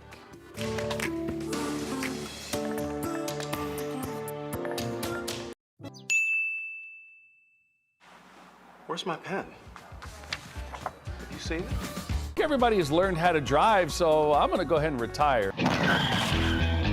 It didn't last long. Crank up your morning rush with Crash Clark. Weekdays, 5 to 7 a.m. on 11 Alive. Traffic brought to you by John Foy & Associates. I woke up at 2 in the morning to be here. where were you? Once you allow it, right, then it sets you up for the entire week where you just have lost it. Like on a Sunday, it's like, oh, let's just order some Chinese food, and of course you wind up eating tons of that. And then on Monday, you're like, well, I got leftovers, I can't let it go to waste. Auntie wants to give you a plate to take home from the barbecue. Auntie. No. Auntie, don't invite me to the barbecue. I'm gonna be looking for you next time, so use the hashtag and let us know you're hanging out with us. Morning Rush, weekdays 5 to 7 a.m. only on 11Alive. The 11Alive app is your go-to source for all things Atlanta. You hear what happened today? I'll tell you all about it. Breaking news the moment it happens. The boil water advisory. Hyper-local, accurate weather alerts. You may want to grab that sweater, maybe even a coat. More stories to uncover. More videos to discover. He did it his way. Personalized for you. And that's what makes it so special. The 11Alive app. Available now in the App Store. Hey, I got the ways to go. I got moves to make, homie, but I stay in the flow. See, I just do what I say I'ma do. No, my movement ain't fading. You could assume.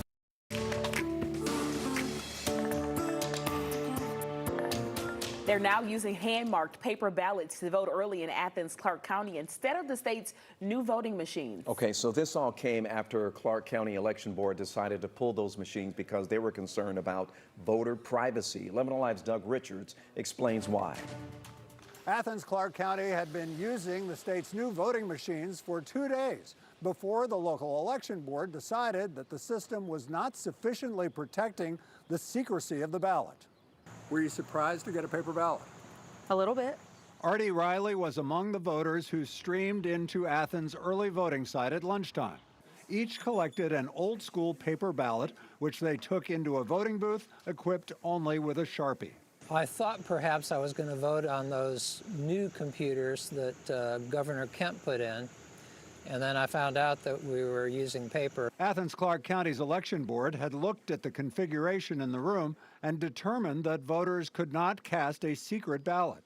The state's new $100 million touchscreen system is larger, with a brighter screen, and situated more vertically than the system it's replacing. Somebody behind you could actually see how you were voting, not that it really mattered to me, but... Last month, voters in Dooley County told us their special election votes were visible to poll workers and other voters in their precincts. By withdrawing their touchscreen devices, Clark County is now warehousing nearly 300 such machines that won't get used during this presidential primary. We picked a machine that fundamentally violates ballot secrecy. Jean DeFort helped persuade Clark County that the new devices couldn't keep the secret ballot secret. I could see the screens. So their setup didn't protect ballot secrecy, and their setup didn't allow every machine to be monitored while voters were at them. We saw voters easily blocking their paper ballots from the potential gaze of spectators at the Athens precinct. Matt Cathcart voted for the first time ever on the paper ballot. A lot easier than I thought it might be. I liked it. I'm old school. I like paper. Clark County's election board voted narrowly by a 3-2 vote to stop using the state's new voting system through the March 24th primary. No indication yet whether any other counties are inclined to follow suit. Hey everybody, I'm meteorologist Chris Holcomb from the 11Alive Storm Trackers with you on TV here on the ATL, as well as talking to folks on my phone that you see right here on Facebook Live. We are just under 200 people right now. We had a lot of folks on just a little bit earlier. I've been chatting with them, everybody on Facebook Live, about the rain risk. We've had a lot of questions about when is this moving out, and I have that answer for you, and it's coming pretty soon. I really think by this time tomorrow night, the rain is going to be gone. And then we'll begin that drying out process with the sunshine coming back on Sunday. But for now, we're still dealing with a lot of rain, and it's mainly light rain here in Atlanta. But we have these pockets of a heavier rain on the north side. We've been tracking this one for you that was moving in through Rome, also into Bartow County, now still into Canton in parts of Cherokee County. That heavier bit of rain, that color of the red that you see right there, has just crossed over the line from Cherokee County into Forsyth County, and it's weakening a little bit. Still, though, I want you guys to know it's good moderate to heavy rain moving through up there. No thunder or lightning with it. It is not classified as severe. And then more of these showers that extend back into Alabama. A lot of this rain is also here in Atlanta, but it's lighter On the south side, we're dealing with that as well. And then you can see the motion with this as this is moving up toward the north and east. There's that heavier activity that'll move up into Hall County after it passes through Forsyth County, and then additional showers on the way too, because this extends back into Alabama and Mississippi. Eventually, this entire system, even though these showers are moving eastward, by late tomorrow, the back edge of this is going to start pushing to the south of our area, and we'll begin to see some improvements. So take another look at that flash flood watch that is in effect. It doesn't cover everybody in North Georgia. It is mainly from Atlanta southward where we see that flash flood watch in effect, and these areas have the potential to see an additional 1.5 to 3 inches of rain. And as you know, many creeks and streams are already pretty full. So this runoff is just going to add to that to make them rise even more. And any low-lying areas can still collect water as well. Here's a look at some of the rain totals that we're expecting. This is additional rain from what we've already had today and into yesterday. This is additional from that, where we can see another 1/2 inch to 1.5 inches by 7 o'clock in the morning. And then before it's all said and done, later in the day on Thursday, these purple colors indicating 1.5 inches to 2.5 inches of additional rain in our area. And that's why we're a little concerned about that flash flood threat. So please be careful, especially at night. Never drive through water, standing water, but at night it's extra hard to even see the standing water in front of you. Temperatures mid-50s right now. We topped off to this afternoon in the upper 50s, and then overnight we had our high of 62. But this afternoon we were pretty much in the 50s. We're going to hold in those 50s for the overnight hours. You see the clouds and you see the rain that are sticking with us overnight and through the day tomorrow. Only a 5 on the wasometer for tomorrow. Temperatures near 53 degrees for a high, so it's going to be rather cool tomorrow.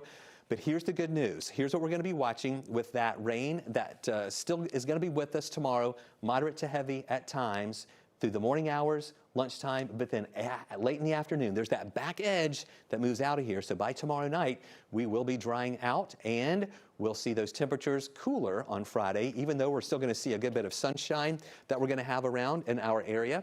And it is going to be dry, so that's going to be a nice thing. And then the weekend also looks good. High temperatures near 61 Saturday, 65 Sunday, 66 Monday with the rain chance back to 20%, and then a 30% chance on Tuesday and Wednesday.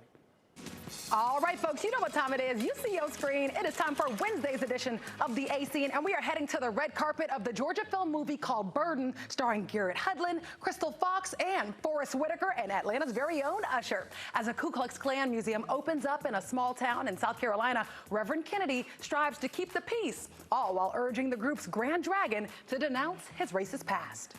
Once you understand where a person has come from, then you have to work toward bringing about a constructive change. If this ain't a sign, then I don't know what is.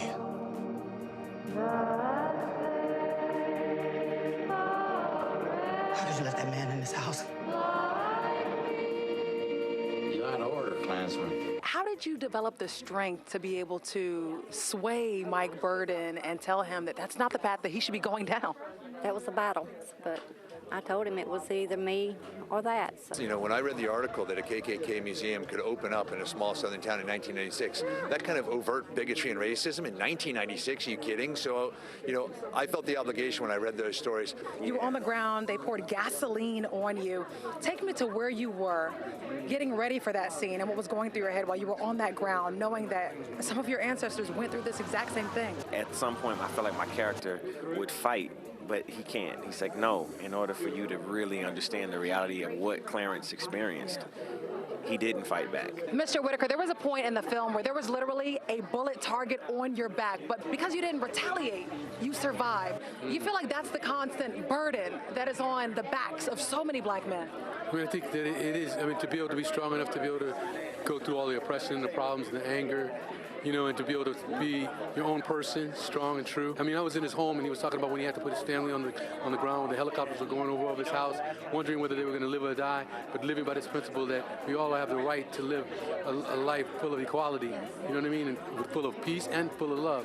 And that I'll fight for that. He'll fight for that. He's a protest minister. That's what he calls himself. I haven't met many people who say, I'm a protest minister.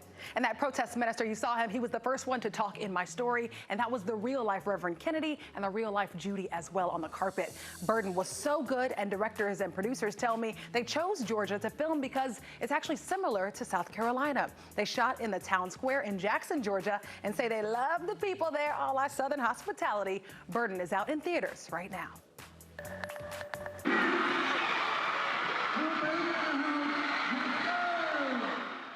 What a cool moment earlier today at Booker T. Washington High School. Today, Atlanta rapper and Atlanta native Lil Baby surprised students by performing songs off his hit album, My Turn.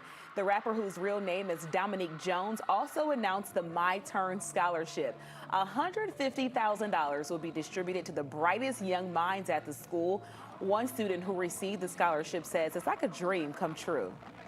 On that, he actually cares about people that where he come from and him giving back. That's really important to me. So now that I know that leave an impact on me, so I can come back and give back too. Booker T. Washington High is Lil Baby's alma mater. The rapper plans to make the scholarship a yearly celebration. All right, straight ahead, at least 24 people were killed and many more are still missing after a string of twisters slam near Nashville. Amid the widespread destruction, one community is now coming together. Their motivation to stay strong next. Neighborhood. It's like an inside scoop. Oh, nice. But you know, I really wish you would have told us we were filming this today. Ooh, did I not text you? All right. Ah, it's in my drafts. That's my bad.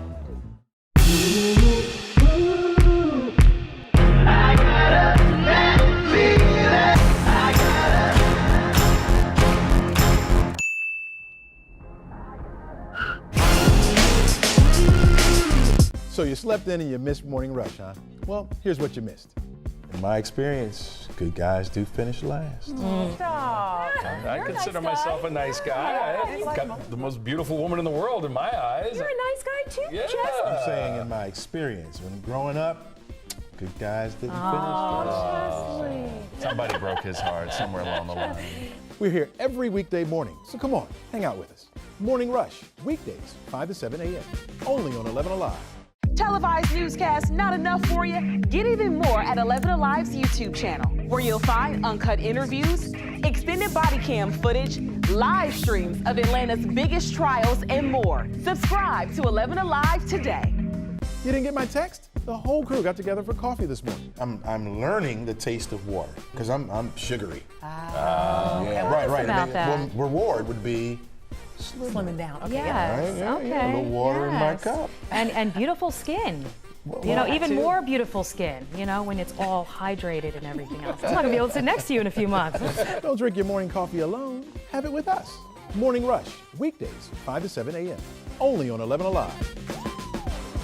Some mornings, what you want isn't what you have time for. And that's why there's the Rush Block, the biggest news of the day in 5 minutes or less. Quick and convenient for all those hectic mornings. Catch the Rush Block on the Morning Rush.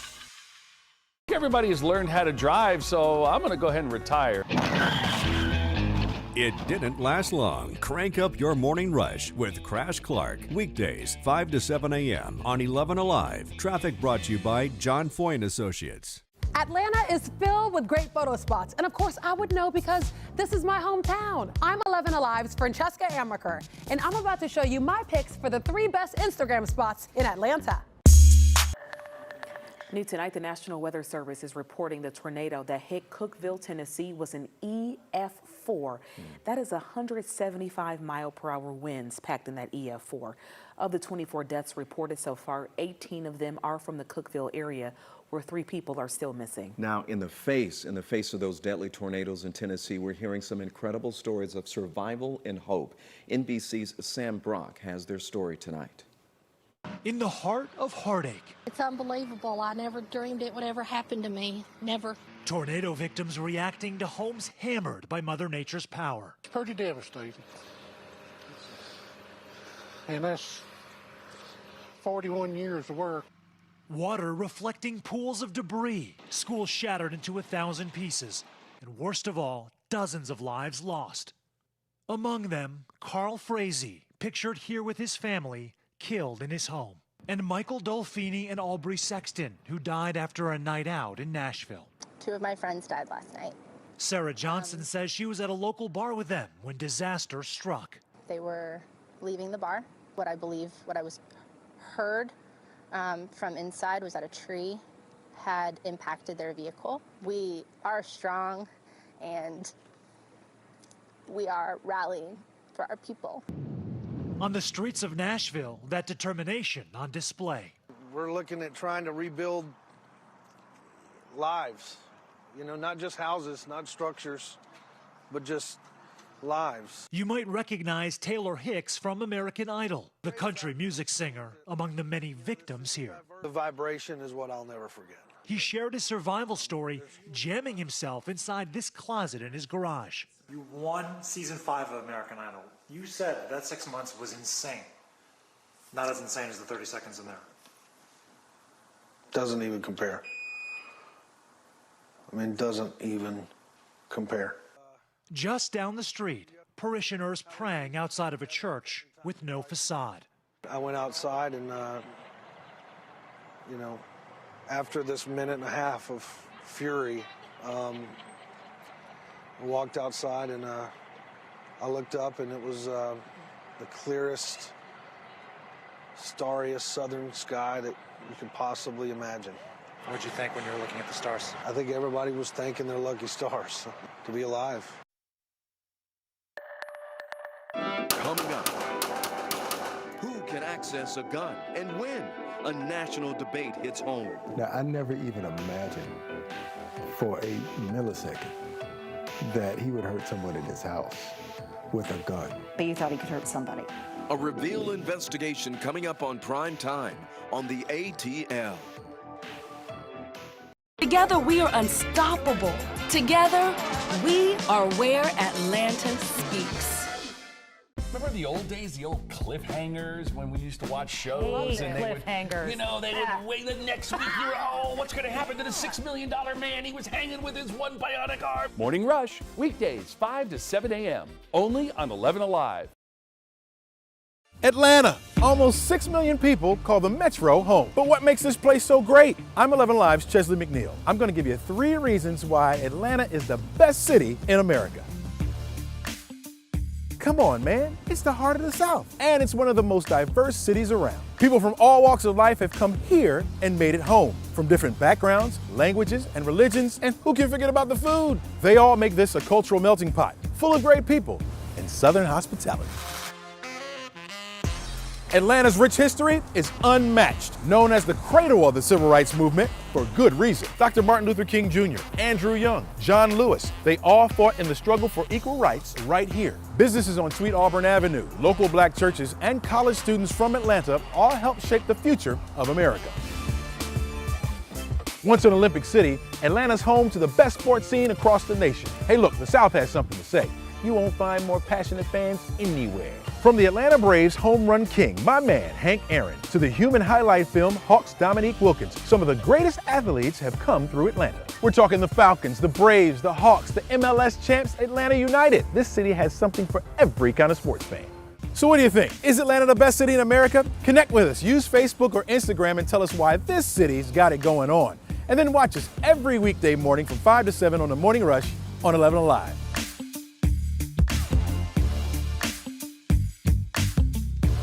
Televised newscasts not enough for you? Get even more at 11Alive's YouTube channel, where you'll find uncut interviews, extended body cam footage, live streams of Atlanta's biggest trials, and more. Subscribe to 11Alive today. Babe, where are my keys? Where's my lunch? Where's my phone? Hey, where's my blue shirt?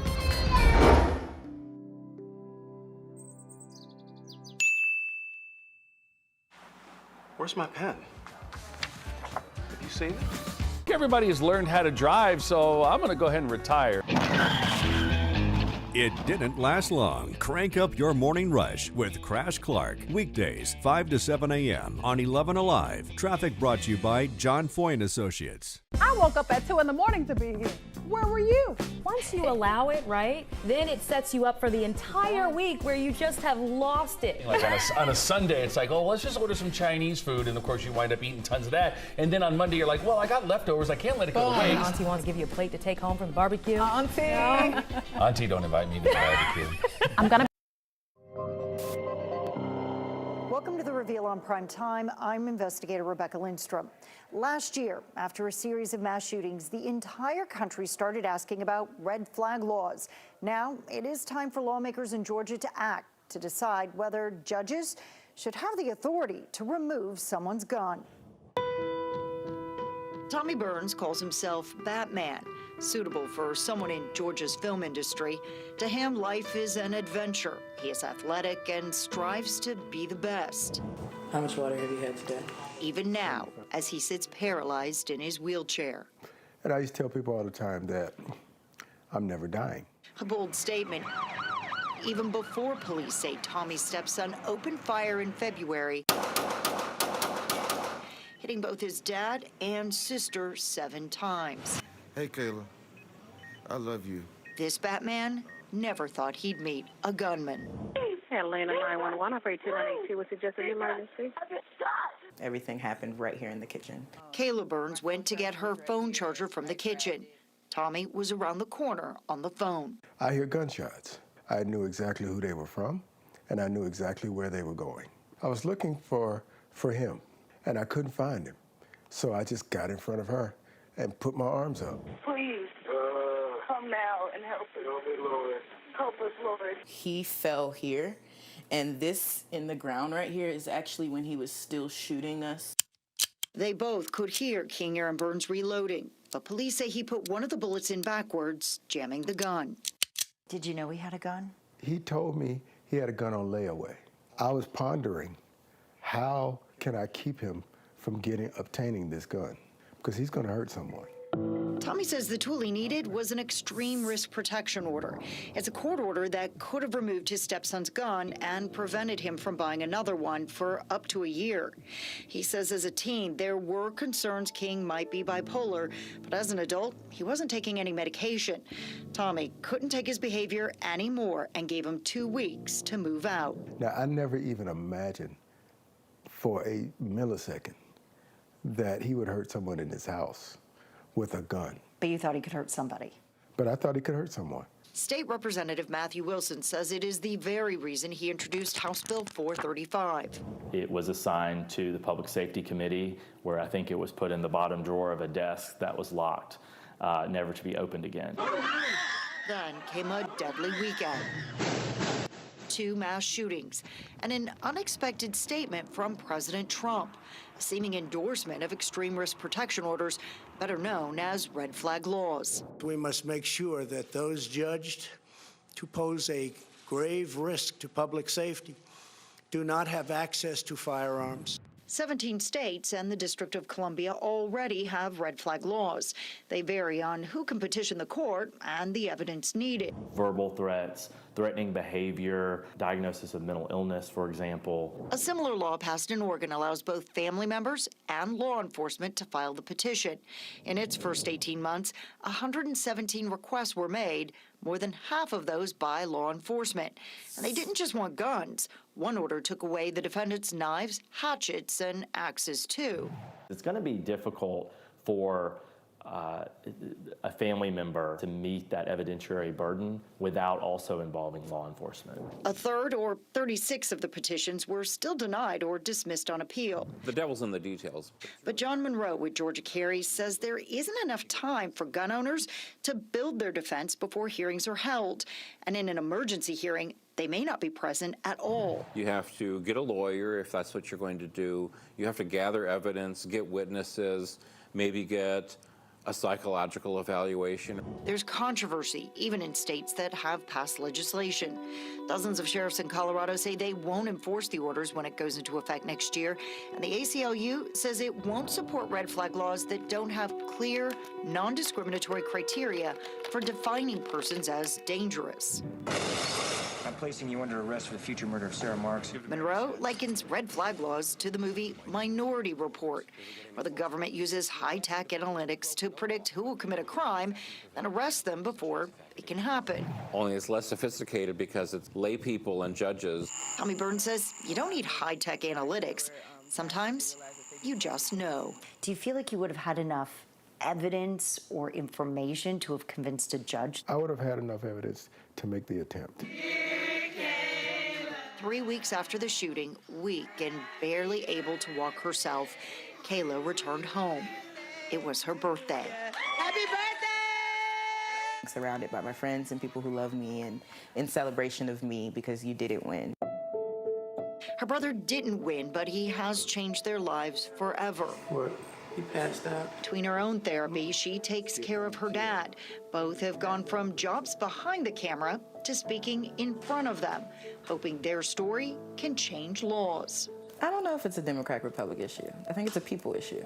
No matter what side are you on, male or female, old or young, it's a people issue. Tommy Burns says even if he'd had a gun, he would not have been able to stop him because he was never able to find his son. Aaron Burns has pled not guilty, and according to the police report, he says he felt threatened by his family. He remains behind bars. You can see more in-depth investigations like this one by going to our website at 11alive.com. And don't forget to watch The Reveal, the only local investigation show in the country. It's Sundays at 6 on our sister station, 11 Alive. We still have that rain in our area and mainly light here in Atlanta proper, but on the north side, we have more areas of moderate rain that's moving through. And we had some red in this earlier that's now a little bit weaker. We just had some heavy rain with that as it was over in Canton. It moved across Forsyth County. Now that it is over these areas here in Hall County, it's mainly moderate rain, not those pockets of really heavy rain that we had earlier. But this stretches through Forsyth County back into Cherokee County as well, is where we have that heaviest rain that's moving over toward the east. In Atlanta, mainly the green indicating lighter rain that we have here, but more moderate rain coming in out of Alabama. That's going to move into West Georgia and eventually move in tonight as well. So what we're going to be seeing over the next 18 hours will be some pockets of really heavy rain, and that's what is enhancing that flood risk. And you can see the motion of this. The individual cells are moving up toward the north and east, but the entire system, like the back edge you see back into northern Mississippi and northern Alabama, that's going to start pushing through later tomorrow. We'll eventually see a drying out process starting here. A little bit of thunder and lightning around the Mississippi and Alabama line. All right, let me show you what we're watching. Still, we have that potential for a flooding in our area, but I'm not concerned about severe weather. That is mainly down along the Gulf Coast region at that marginal risk. And then tomorrow, it is a level 2 risk in South Georgia. The marginal risk comes up to around the Macon area. But our air here is a lot more stable. We have cooler air in place, so we're not worried about severe weather here. It's just going to be a lot of rain and that potential for some flooding. We're going to outline, again, that flash flood watch that we have for our area. And I'm going to walk you through the timeline of when this rain is going to move out of here. Yes, it's going to be soon. We'll tell you about that coming up. All right, Christine, a couple of minutes just coming into the newsroom, folks. The governor of California has now declared a state of emergency after the first coronavirus death in that state.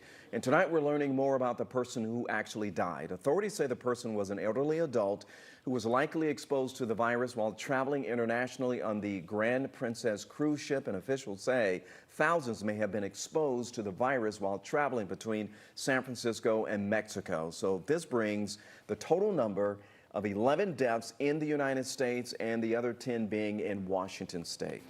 Topping our speed feed tonight, DeKalb County is hoping a new emergency services hub will cut down on ambulance response times. DeKalb County has a contract with the ambulance company AMR, which has received several complaints of slow response times and negligence over the years. The county has leveled more than $1 million in fines against AMR, but still decided to sign a new 5-year contract last year. They're hoping the new hub on Beaufort Highway will help reduce response times. The county spent $2 million on new ambulances and top of $5 million for new equipment and other improvements there. STG Healthcare has agreed to pay more than $1 million to resolve false claim allegations. The company is accused of submitting false claims to Medicare and Medicaid for patients who were not terminally ill. STG Healthcare will pay $1.75 million to settle the allegations. 15-year-old William Floyd is a Make-A-Wish kid from Georgia. He got his wish granted to be on the video game NBA 2K. His family got to go out to the 2K headquarters in California, and he was put into the video game, which players can download. Floyd is the first non-NBA player to be in the video game. All right, check this out. You know, after this photograph went viral, he quickly picked up the name The Target Guy. Next, we're going to find out whatever happened to Pastor Jeremy Tuck. We know you have questions and concerns. We know there's fear, but when fear drives us, we overreact and underprepare. So here's our promise to you as 11Alive covers coronavirus. We promise that fear will never be our goal. We'll find the best experts and ask informed questions. We'll hold the powerful accountable to answer them. We'll bring you context and perspective to numbers that are always changing. We will always try our best to answer all of your questions. And if you're not getting the information you need or think there are other stories we need to share, please let us know. We are here to serve you, our community, with facts to help you prepare, be safe, and have some peace of mind. Oh, nice. But you know, I really wish you would have told us we were filming this today. Ooh, did I not text you? All right. Ah, it's in my drafts. That's my bad.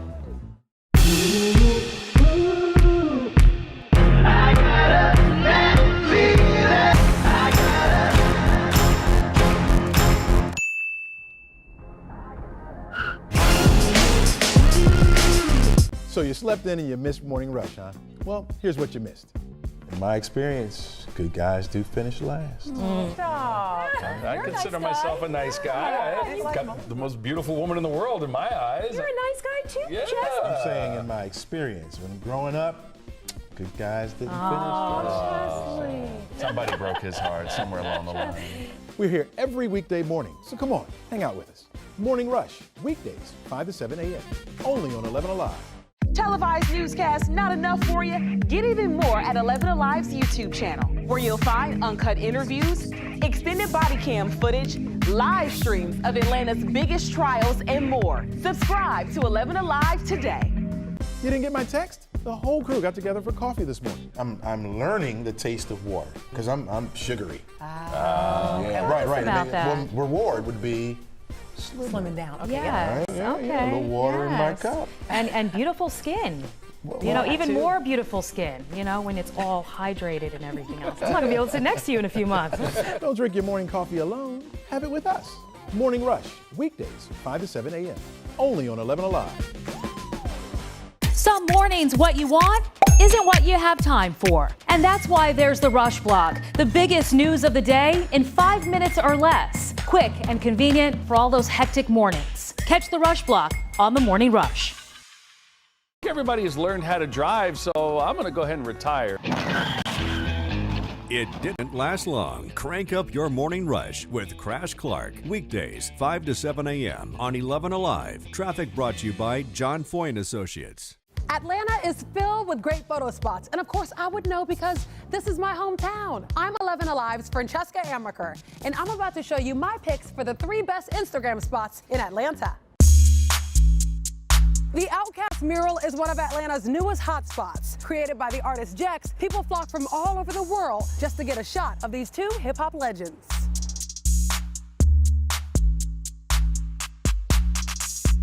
News of the mural went viral when Big Boy himself gave a shout out on Instagram.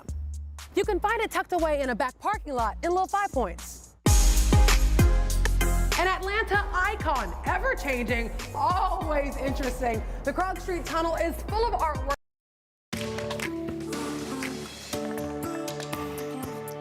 You know, the state's efforts to clear a backlog of untested rape kits led to the arrest of an accused predator. Wesley Cooley was denied bond today after investigators say they linked him to 8 sexual assaults dating back to 1999. 11Alive's Caitlin Ross has more on how investigators say they actually got a break in this case and several others.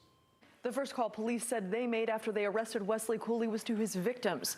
He's accused of sexually assaulting women for 2 decades. The victims ranging in age from 15 to 38 in DeKalb, Atlanta, and Conyers. The district attorney said they have been waiting a long time for justice.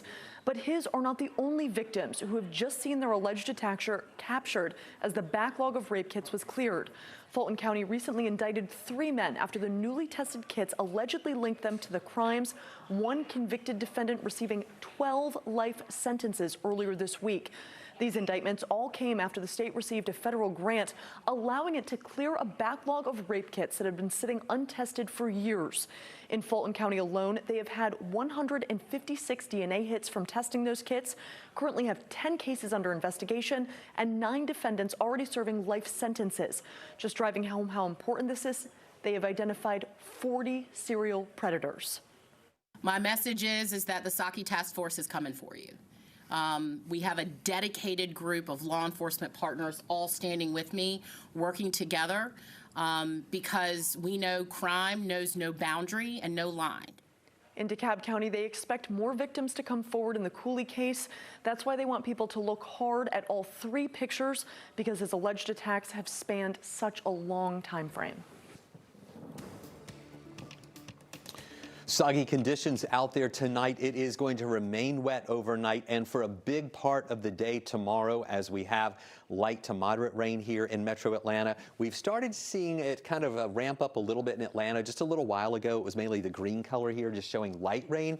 But if you go over on the west side now, turning yellow a little bit in South Cobb, on the west side of the perimeter over toward Douglas County, a little more moderate rain falling there. Also over in West Georgia, moving into Cedartown, into Rome, pretty soggy conditions there with the moderate rain back toward Anniston. That's moving into Cleburne and Randolph counties with that moderate and even some pockets of heavier rain. We had some heavy rain earlier up around Canton. Now it's no longer in the color of red that was showing the really heavy rain earlier, but still yellows and oranges indicating that moderate rain in Forsyth County, over into Hall County, into Banks County, getting a little bit heavier there as well. All of this is moving generally to the north and east. You can see that little red that we were watching coming from Cedartown through parts of Bartow County and Cherokee County. Now it's just more moderate rain, but there's that additional rain coming in from Alabama. That's going to keep feeding in tonight, and there's going to be even more, and we're going to see pockets of this rain here in the morning as well. At times it could be heavy. We've been keeping an eye on the heavier shower activity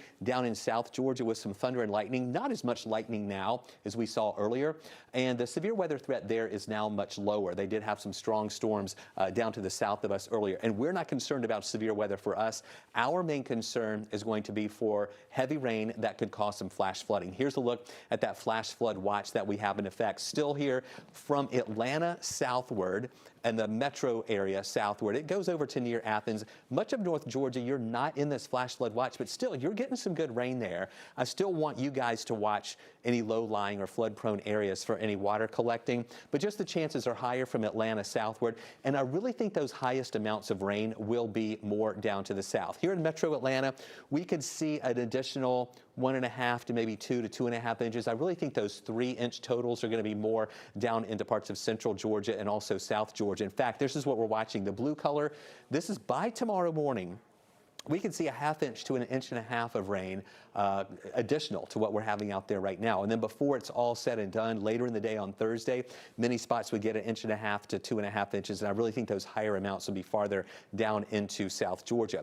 Temperatures are not going to be fluctuating that much overnight. We're in the mid-50s right now. We'll move down just a few degrees, probably bottoming out right there in those lower 50s with showers that'll be with us here. And we go up to about 53 by tomorrow afternoon. So we're not going to move up tomorrow either when we have all this rain around, and it's not really going to have an opportunity to warm up. So we're going to go with the 5 on the wasometer. That's our scale from 1 to 11, where an 11 is a perfect day. So we have these showers that are over us now. We'll continue to see these with us overnight. Look at this in the morning. I'm talking about driving into work, not just in mist and drizzle. You're going to be driving through some pockets of moderate to heavy rain at times. Plan ahead. Give yourself extra time to drive in at noontime tomorrow. Still very wet out there. This is when we start to see some improvements. By 5 o'clock, we're still going to have some light rain, but notice how this is tapering off, and we'll eventually see that back edge slide through by 10 o'clock. And through the evening, that rain will be ending, and then that sets the stage for this. Friday morning, mostly sunny skies, staying mostly sunny through the day. It will be cool, though, with temperatures that'll hold in the 50s on Friday. And then we're warming up into the low to mid-60s for the weekend. Saturday and Sunday looking good with mostly sunny skies. Remember, Saturday night, spring forward. Set your clocks ahead. Do that ahead 1 hour. Do that before you go to bed on Saturday night. And then only a 20% chance for rain Monday, back up to 30% on Tuesday and Wednesday. Oh boy, weekend looks great. Thanks, Chris. You know, ever wonder what happened to this guy right here? You see him on the screen. This local pastor went viral after holding the sign you see right there and stood waiting for his wife to finish shopping. The fellas were feeling Jeremy Tuck. He says it was his way of standing up and voicing his opinion. Nick Sturtevant recently sat down with Jeremy and his wife in this week's Whatever Happened To. Every time Jeremy Tuck talks about it, he gets that look from his wife, Akila. And so, yeah, that's pretty. The sign basically said my wife is in Target 2+ hours. Everything is fine. I'm not homeless. This picture of him holding a cardboard sign in front of Target was posted back in November with the hashtag I will not be silent, racking up thousands of likes and hundreds of shares, and becoming one of the more relatable moments for people around the world. I was actually at home taking a nap, scrolling through Facebook, and I see it on Facebook, and I was like, what is he doing? And people were calling me like, did you see what Jeremy put on Facebook? So actually, I was doing it to actually remedy her from going into Target, just try to stop her, slow her down from going into Target, and it actually countered what I wanted to do. So it didn't work. Jeremy said he got the idea from a comic. Jeremy is the senior pastor at Living Faith Tabernacle in Forest Park. Him and Akila are the parents of 5 boys. And sometimes our date nights, he'll go with me every once in a while. 3+ you can lose track hours. in time. And since the viral moment, Target continues to be a big part of their lives. That next Sunday, our security team all dressed up like Target employees. Had name tags and everything. They even threw her a Target baby shower. It allowed people to see us in a different light outside of church. It allowed people to know that we're normal people just like everybody else. Atlanta's biggest trials and more. Subscribe to 11Alive today. You didn't get my text? The whole crew got together for coffee this morning. I'm learning the taste of water because I'm sugary. Yeah. Right. About that. Well, reward would be Slimming down. Okay. Yes, yeah, okay. yeah, a little water in my cup. And beautiful skin. You know, even more beautiful skin, you know, when it's all hydrated and everything else. I'm not going to be able to sit next to you in a few months. Don't drink your morning coffee alone. Have it with us. Morning Rush, weekdays, 5 to 7 a.m. Only on 11Alive. Some mornings, what you want isn't what you have time for. And that's why there's the Rush Blog, the biggest news of the day in 5 minutes or less. Quick and convenient for all those hectic mornings. Catch the Rush Blog on the Morning Rush. Everybody has learned how to drive, so I'm going to go ahead and retire. It didn't last long. Crank up your morning rush with Crash Clark. Weekdays, 5 to 7 a.m. on 11Alive. Traffic brought to you by John Foy & Associates.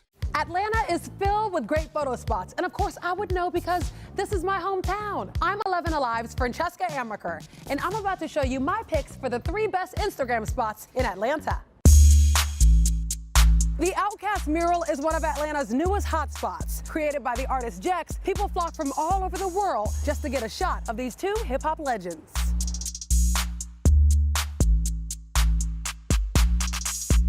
News of the mural went viral when Big Boy himself gave a shout-out on Instagram.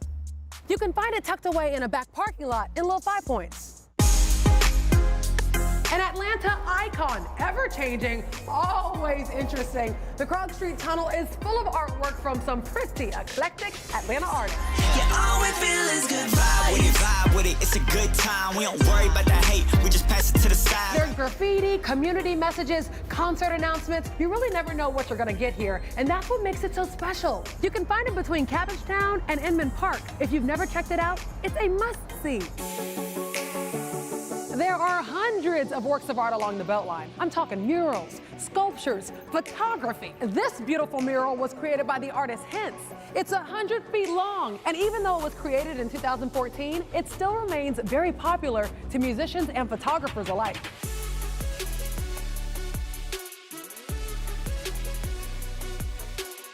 You can find it on the East Side Trail under Virginia Avenue.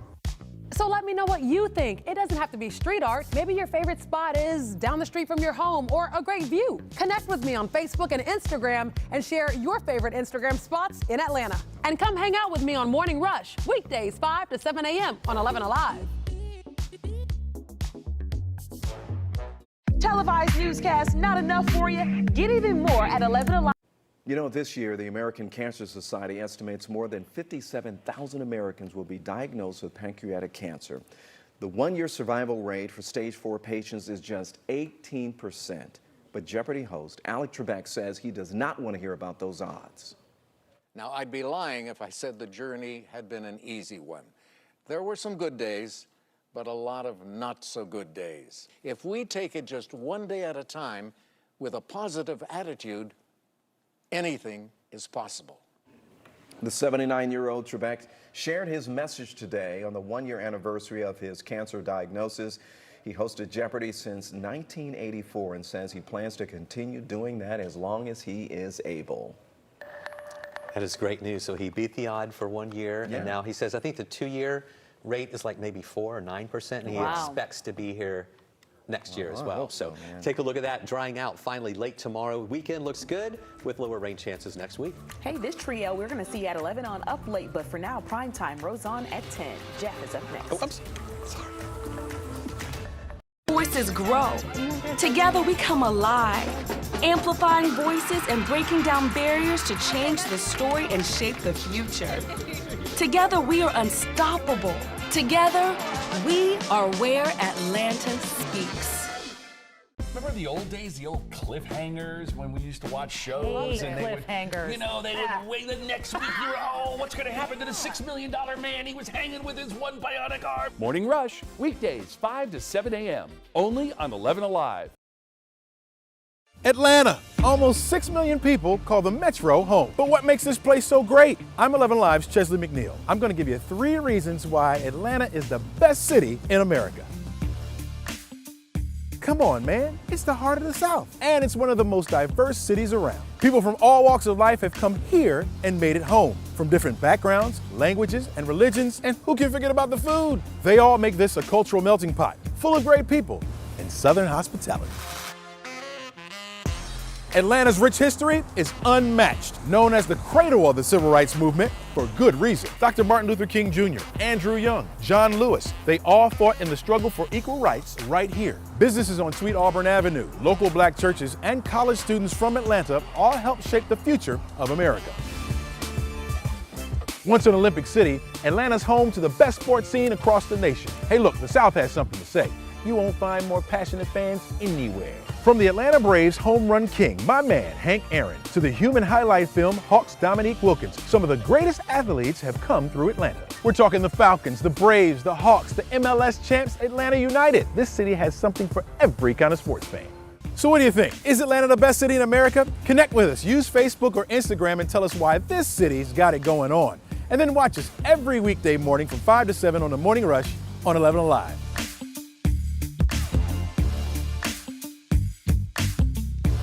Televised newscast not enough for you? Get even more at 11Alive's YouTube channel, where you'll find uncut interviews, extended body cam footage, live streams of Atlanta's biggest trials, and more. Subscribe to 11Alive today.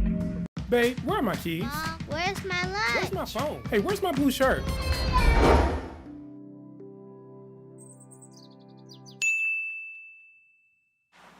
Where's my pen? Have you seen it? Everybody has learned how to drive, so I'm going to go ahead and retire. It didn't last long. Crank up your morning rush with Crash Clark. Weekdays, 5 to 7 a.m. on 11Alive. Traffic brought to you by John Foy & Associates. I woke up at 2 in the morning to be here. Where were you? Once you allow it, right, then it sets you up for the entire week where you just have lost it. Like on a Sunday, it's like, oh, let's just order some Chinese food, and of course you wind up eating tons of that. And then on Monday, you're like, well, I got leftovers, I can't let it go to waste. Auntie wants to give you a plate to take home from the barbecue. Auntie. No. Auntie, don't invite me to the barbecue. I'm gonna be looking.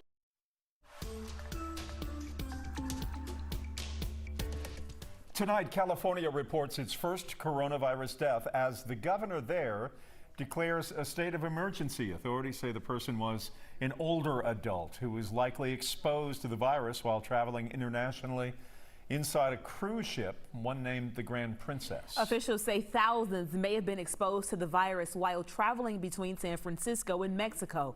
This brings the total number to 11 deaths in the U.S., the other 10 being in Washington state. And earlier this week, we reported 2 coronavirus cases here in our state, a 56-year-old man and his 15-year-old son. Their symptoms are mild. Experts reporting that they are already feeling better. The school the teen attended the day prior showed that symptoms closed the place simply out of caution.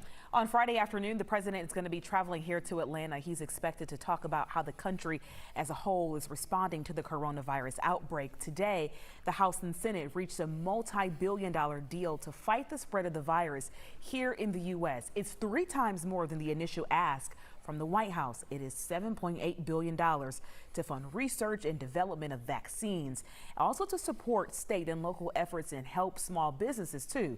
There's also $500 million that's going to be used over a 10-year period towards a remote healthcare program. The measure passed the House 415-2, with the Senate expected to vote by the end of the week.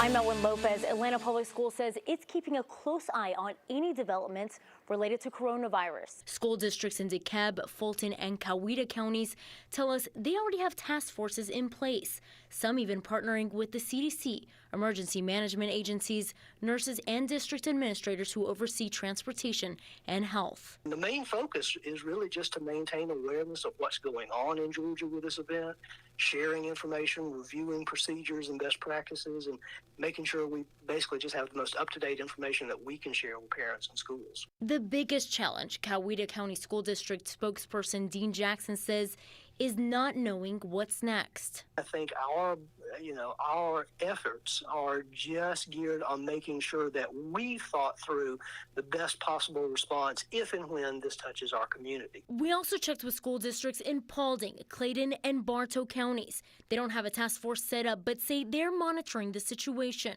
5 officials from Cartersville Medical Center met with the Bartow County School District on Wednesday, where they discussed cleaning, sanitation, security, and emergency plans to lead custodians and nurses.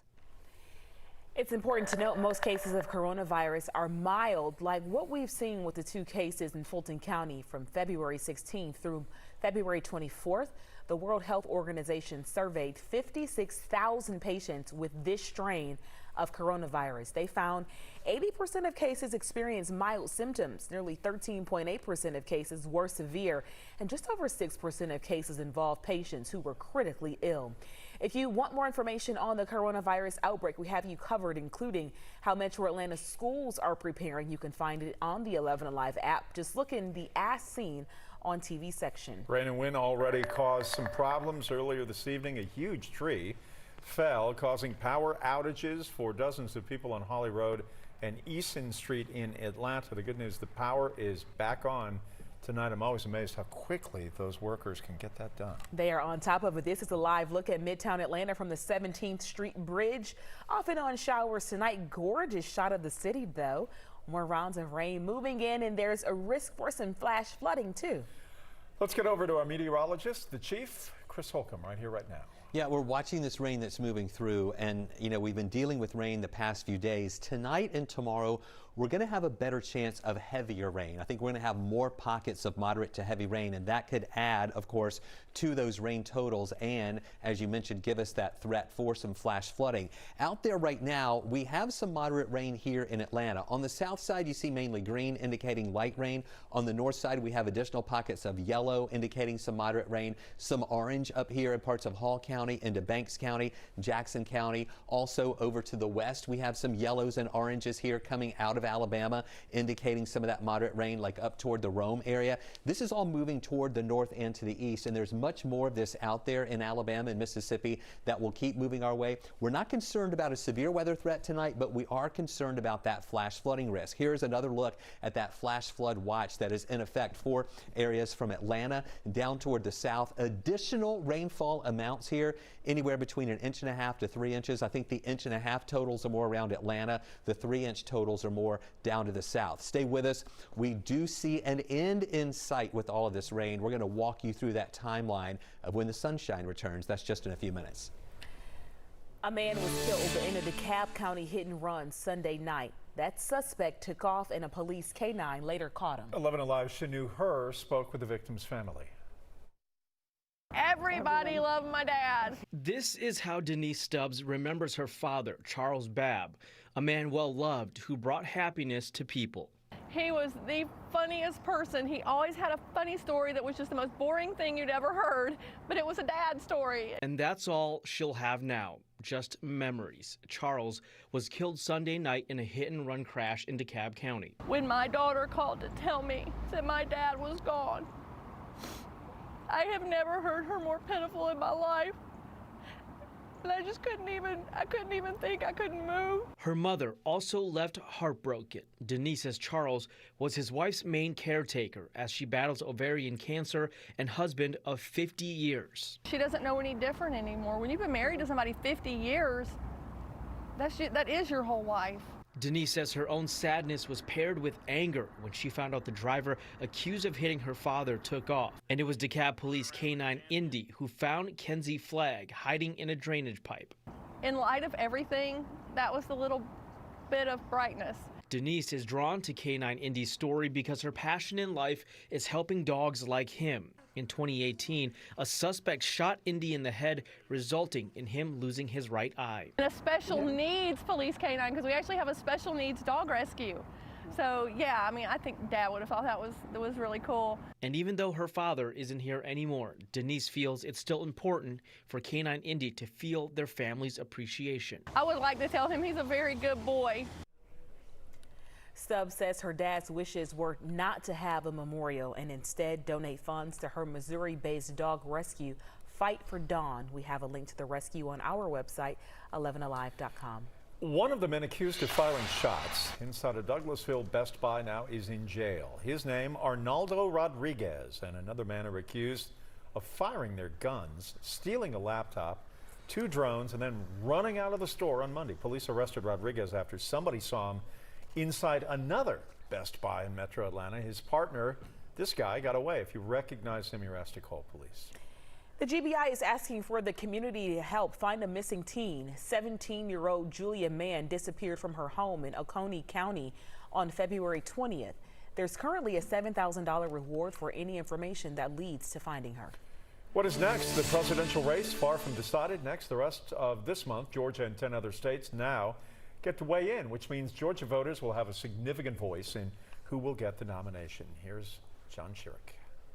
Georgia's presidential primary voting is already underway. This is, for all intents and purposes, a two-person race. And as voters here go to the polls, they see that so far Bernie Sanders is uniting the progressive wing of the Democratic Party, including younger voters behind him, while Joe Biden is winning the moderate wing of the party, including overwhelming support from African-American voters. And they're going to be duking it out for a really long time. Emory University political science professor Andra Gillespie believes neither candidate will be able to sew up the nomination before Georgia finishes its voting on March 24th. I anticipate that Georgia is still going to have a really important voice in the Democratic nominating contest. Especially because of Georgia's large African-American voting population. African Americans are more likely to identify themselves ideologically as being moderate to conservative. And so these are precisely the types of people who would be more comfortable with Joe Biden's message as opposed to Bernie Sanders' message. Then add to the mix Georgia's progressive Democrats who are rallying for Sanders, and it's likely both Sanders and Biden will be in Georgia this month, fighting personally, aggressively for every vote, every delegate they can get. Still to come tonight, at least 24 people were killed and many more are still missing after a string of twisters hit near Nashville. Amid the widespread destruction, one community is coming together. Their motivation to stay strong next. We know you have questions and concerns. We know there's fear, but when fear drives us, we overreact and underprepare. So here's our promise to you as 11Alive covers coronavirus. We promise that fear will never be our goal. We'll find the best experts and ask informed questions. We'll hold the powerful accountable to answer them. We'll bring you context and perspective to numbers that are always changing. We will always try our best to answer all of your questions. And if you're not getting the information you need or think there are other stories we need to share, please let us know. We are here to serve you, our community, with facts to help you prepare, be safe, and have some peace of mind. I got moves to make, homie, but I stay in the flow. See, I just do what I say I'm gonna do. No, movement ain't faded. You could assume what the doing was great.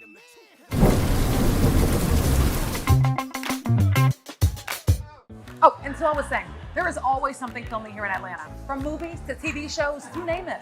And so the A Scene keeps up with all of it for you. Casting calls, which big celebrities are in town, what's filming, and if it's in your neighborhood. It's like an inside scoop. Oh, nice. But you know, I really wish you would have told us we were filming this today.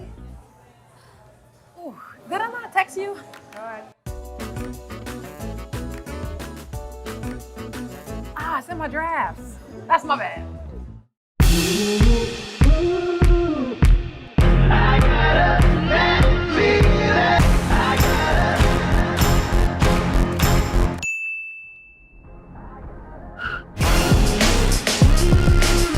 So you slept in and you missed Morning Rush, huh? Well, here's what you missed.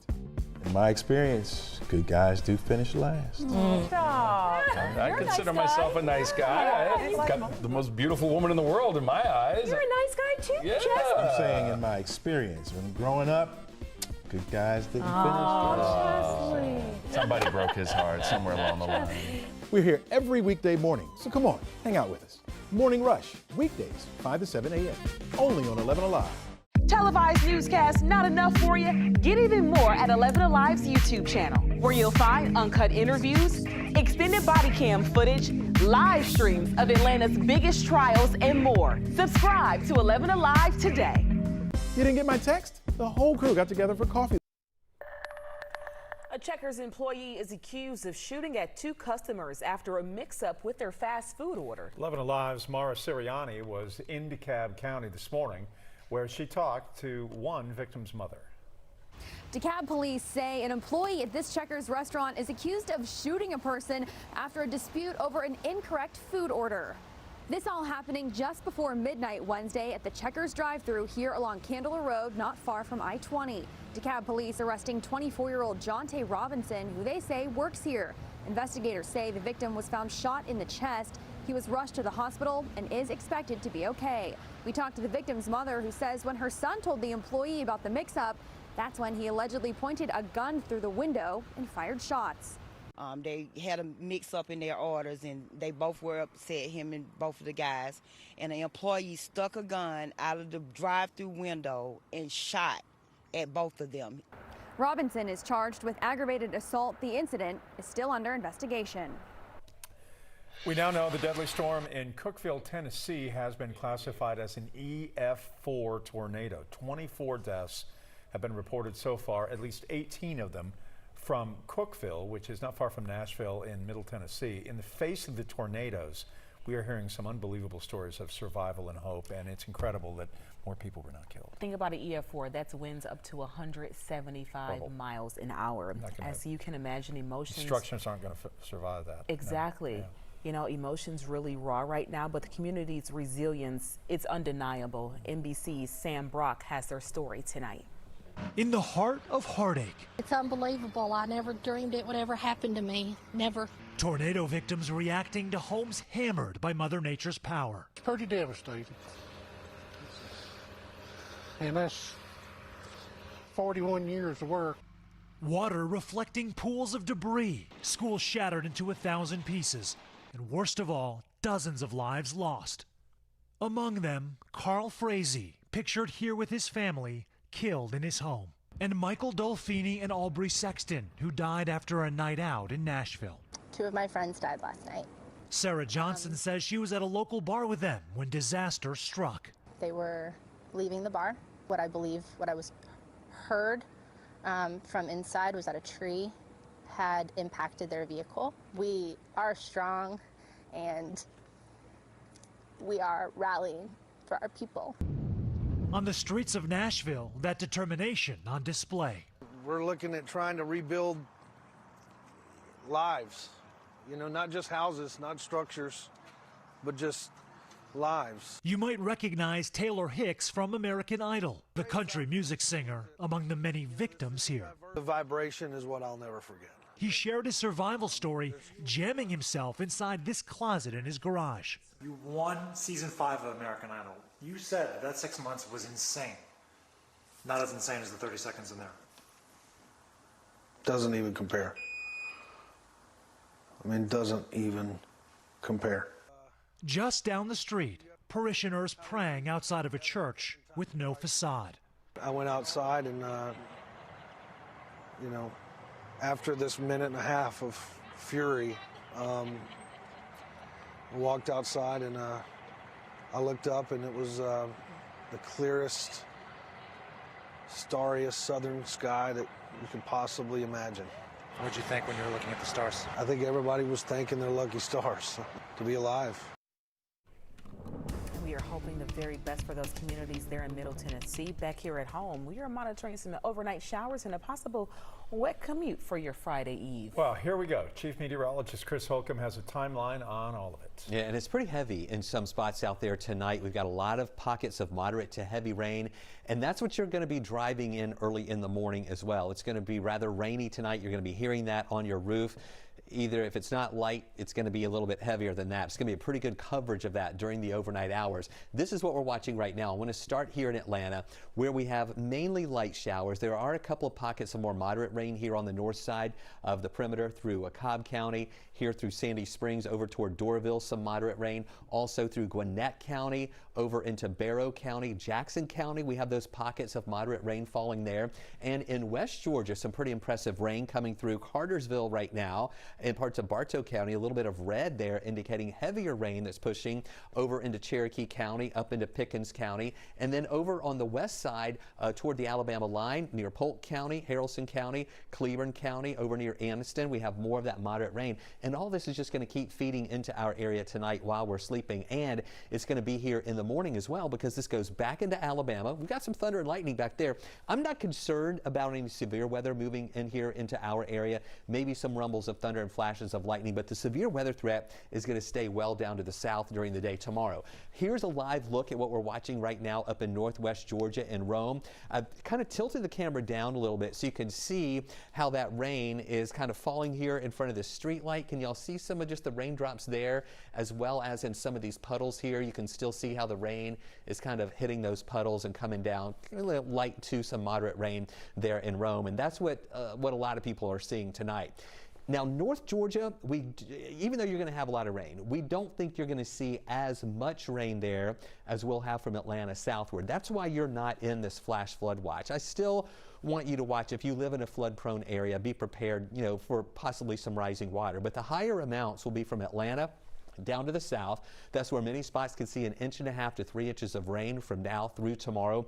I think the 1 to 2 inch ranges will be more here around metro Atlanta. Those higher amounts will be down to the south. In fact, here's what we're watching. This blue color indicating those areas that through tomorrow morning, this is through tomorrow morning at 7, that could see 1/2 inch to 1.5 inches of rain. And then the purple colors start adding in here later in the day before it's all said and done. And that's indicating those spots that could get 1.5 to 2.5 inches of rain. So it's going to be a soggy night. You see the raindrops here throughout the entire night. Temperatures falling down into the upper 40s here in the morning. I do think here in town we'll be at about 48, then a high of 53 in the afternoon. That's cooler than we were today with those showers around. Just going with a 5 on the wasometer. That's our scale from 1 to 11, where an 11 is a perfect day. You see that rain that's out there for tonight. In the morning, when you're driving into work, this is what you're going to be dealing with. And we're talking about driving in and out of those pockets of moderate to heavy rain at times. Look at that heavy rain in Covington and Eatonton early in the morning. Still moderate to heavy rain here at lunchtime. And then look what happens in the afternoon. We're still going to have some showers. They'll be lighter. They'll begin to taper off, and then that moves out of here by 10 o'clock. This time tomorrow night, we're not only going to see no rain, but also those clouds will start to break up, and then that sets the stage to clearing skies for Friday, a high of 59. Looking good for the weekend. 10s on the wasometer. Temperatures in the 60s, and then back to a 20% chance for a shower Monday, 30% chance on Tuesday and Wednesday. Here's a look at your weather wow moment. Take a look at this. This is not from somewhere far away. This is just up in North Georgia at Burnt Mountain, where the warmer air is kind of waking up the bears out there. Storm tracker Shannon shared this video with us. This is at her home on Burnt Mountain. So the bears are getting a little more adventurous, coming in and looking for some food. And we'd love to see your weather wow moment. All you have to do is go and join our 11Alive Storm Trackers page on Facebook. Just search 11Alive Storm Trackers. Ask to become a member of the page, and that's an exclusive local weather community where you can share pictures, videos, and weather information with us. Up next, Forrest Whitaker and Atlanta's own Usher hit the red carpet to talk to the A-Scene's Francesca Amaker about their new movie, Burden, filmed right here in Georgia.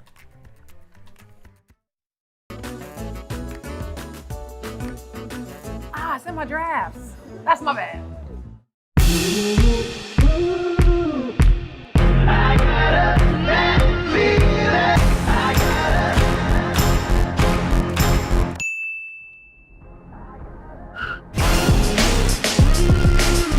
So you slept in and you missed Morning Rush, huh? Well, here's what you missed. In my experience, good guys do finish last. I consider myself a nice guy. I've got the most beautiful woman in the world in my eyes. You're a nice guy too, Yeah. Jess. I'm saying in my experience, when growing up, good guys didn't finish last. Somebody broke his heart somewhere along the line.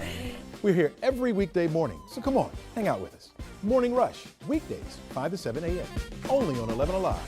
Televised newscasts not enough for you? Get even more at 11Alive's YouTube channel, where you'll find uncut interviews, extended body cam footage, live streams of Atlanta's biggest trials, and more. Subscribe to 11Alive today. You didn't get my text? The whole crew got together for coffee this morning. I'm learning the taste of water because I'm sugary. Yeah, right. About that. Well, reward would be Slimming down. Okay. Yes. Right, Okay. yeah, a little water in my cup. And beautiful skin. You know, even more beautiful skin, you know, when it's all hydrated and everything else. I'm not going to be able to sit next to you in a few months. Don't drink your morning coffee alone. Have it with us. Morning Rush, weekdays, 5 to 7 a.m., only on 11Alive. Some mornings, what you want isn't what you have time for. And that's why there's the Rush Blog, the biggest news of the day in 5 minutes or less. Quick and convenient for all those hectic mornings. Catch the Rush Blog on the Morning Rush. Everybody has learned how to drive, so I'm going to go ahead and retire. It didn't last long. Crank up your morning rush with Crash Clark. Weekdays, 5 to 7 a.m. on 11Alive. Traffic brought to you by John Foy & Associates. Atlanta is filled with great photo spots, and of course I would know because this is my hometown. I'm 11Alive's Francesca Amaker, and I'm about to show you my picks for the 3 best Instagram spots in Atlanta. The Outcast Mural is one of Atlanta's newest hotspots. Created by the artist Jex, people flock from all over the world just to get a shot of these 2 hip-hop legends.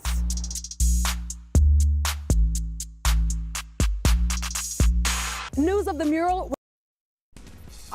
folks, you know what time it is. You see your screen. It is time for Wednesday's edition of The A Scene, and we are heading to the red carpet of the Georgia film movie called Burden, starring Garrett Hudlin, Crystal Fox, and Forrest Whitaker, and Atlanta's very own Usher. As a Ku Klux Klan museum opens up in a small town in South Carolina, Reverend Kennedy strives to keep the peace, all while urging the group's Grand Dragon to denounce his racist past. Once you understand where a person has come from, then you have to work toward bringing about a constructive change. If this ain't a sign, then I don't know what is.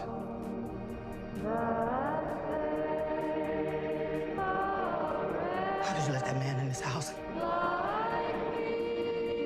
You're out of order, Klansman. How did you develop the strength to be able to sway Mike Burden and tell him that that's not the path that he should be going down? That was a battle, but I told him it was either me or that. So. You know, when I read the article that a KKK museum could open up in a small southern town in 1996, that kind of overt bigotry and racism in 1996, are you kidding? So, you know, I felt the obligation when I read those stories. You were on the ground, they poured gasoline on you. Take me to where you were getting ready for that scene and what was going through your head while you were on that ground, knowing that some of your ancestors went through this exact same thing. At some point, I felt like my character would fight, but he can't. He's like, no, in order for you to really understand the reality of what Clarence experienced, he didn't fight back. Mr. Whitaker, there was a point in the film where there was literally a bullet target on your back, but because you didn't retaliate, you survived. You feel like that's the constant burden that is on the backs of so many black men. I mean, I think that it is, I mean, to be able to be strong enough to be able to go through all the oppression, the problems, the anger, you know, and to be able to be your own person, strong and true. I mean, I was in his home and he was talking about when he had to put his family on the ground when the helicopters were going over his house, wondering whether they were going to live or die, but living by this principle that we all have the right to live a life full of equality, you know what I mean, and full of peace and full of love. And I'll fight for that. He'll fight for that. He's a protest minister. That's what he calls himself. I haven't met many people who say, I'm a protest minister. And that protest minister, you saw him, he was the first one to talk in my story, and that was the real-life Reverend Kennedy and the real-life Judy as well on the carpet. Burden was so good, and directors and producers tell me they chose Georgia to film because it's actually similar to South Carolina. They shot in the town square in Jackson, Georgia, and say they love the people there, all our Southern hospitality. Burden is out in theaters right now. All right, thanks, Fran. Well, that's my cue to head out to get ready for Up Late coming up in about 35 minutes on 11Alive. So if you are up late, join myself and Ron Jones and Chris Holcomb. We're going to be there. Look forward to it, Aisha. Thank you. Stay dry. Up next after the break on the Big 36, why Athens is ditching voting machines and using paper ballots instead. To the $6 million man, he was hanging with his one bionic arm. Morning Rush, weekdays 5 to 7 a.m. only on 11Alive. Atlanta. Almost 6 million people call the Metro home. But what makes this place so great? I'm 11Alive's Chesley McNeil. I'm going to give you 3 reasons why Atlanta is the best city in America. Come on, man. It's the heart of the South. And it's one of the most diverse cities around. People from all walks of life have come here and made it home. From different backgrounds, languages, and religions. And who can forget about the food? They all make this a cultural melting pot, full of great people and Southern hospitality. Atlanta's rich history is unmatched, known as the cradle of the civil rights movement for good reason. Dr. Martin Luther King Jr., Andrew Young, John Lewis, they all fought in the struggle for equal rights right here. Businesses on Sweet Auburn Avenue, local black churches, and college students from Atlanta all helped shape the future of America. Once an Olympic city, Atlanta's home to the best sports scene across the nation. Hey look, the South has something to say. You won't find more passionate fans anywhere. From the Atlanta Braves home run king, my man Hank Aaron, to the human highlight film Hawks' Dominique Wilkins, some of the greatest athletes have come through Atlanta. We're talking the Falcons, the Braves, the Hawks, the MLS champs, Atlanta United. This city has something for every kind of sports fan. So what do you think? Is Atlanta the best city in America? Connect with us. Use Facebook or Instagram and tell us why this city's got it going on. And then watch us every weekday morning from 5 to 7 on the Morning Rush on 11Alive.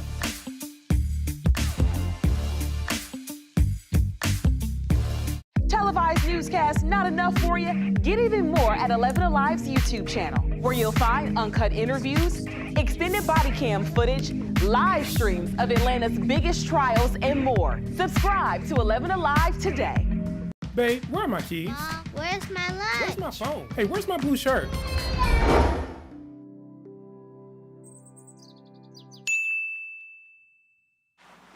Where's my pen? Have you seen it? Everybody has learned how to drive, so I'm going to go ahead and retire. It didn't last long. Crank up your morning rush with Crash Clark. Weekdays, 5 to 7 a.m. on 11Alive. Traffic brought to you by John Foy & Associates. I woke up at 2 in the morning to be here.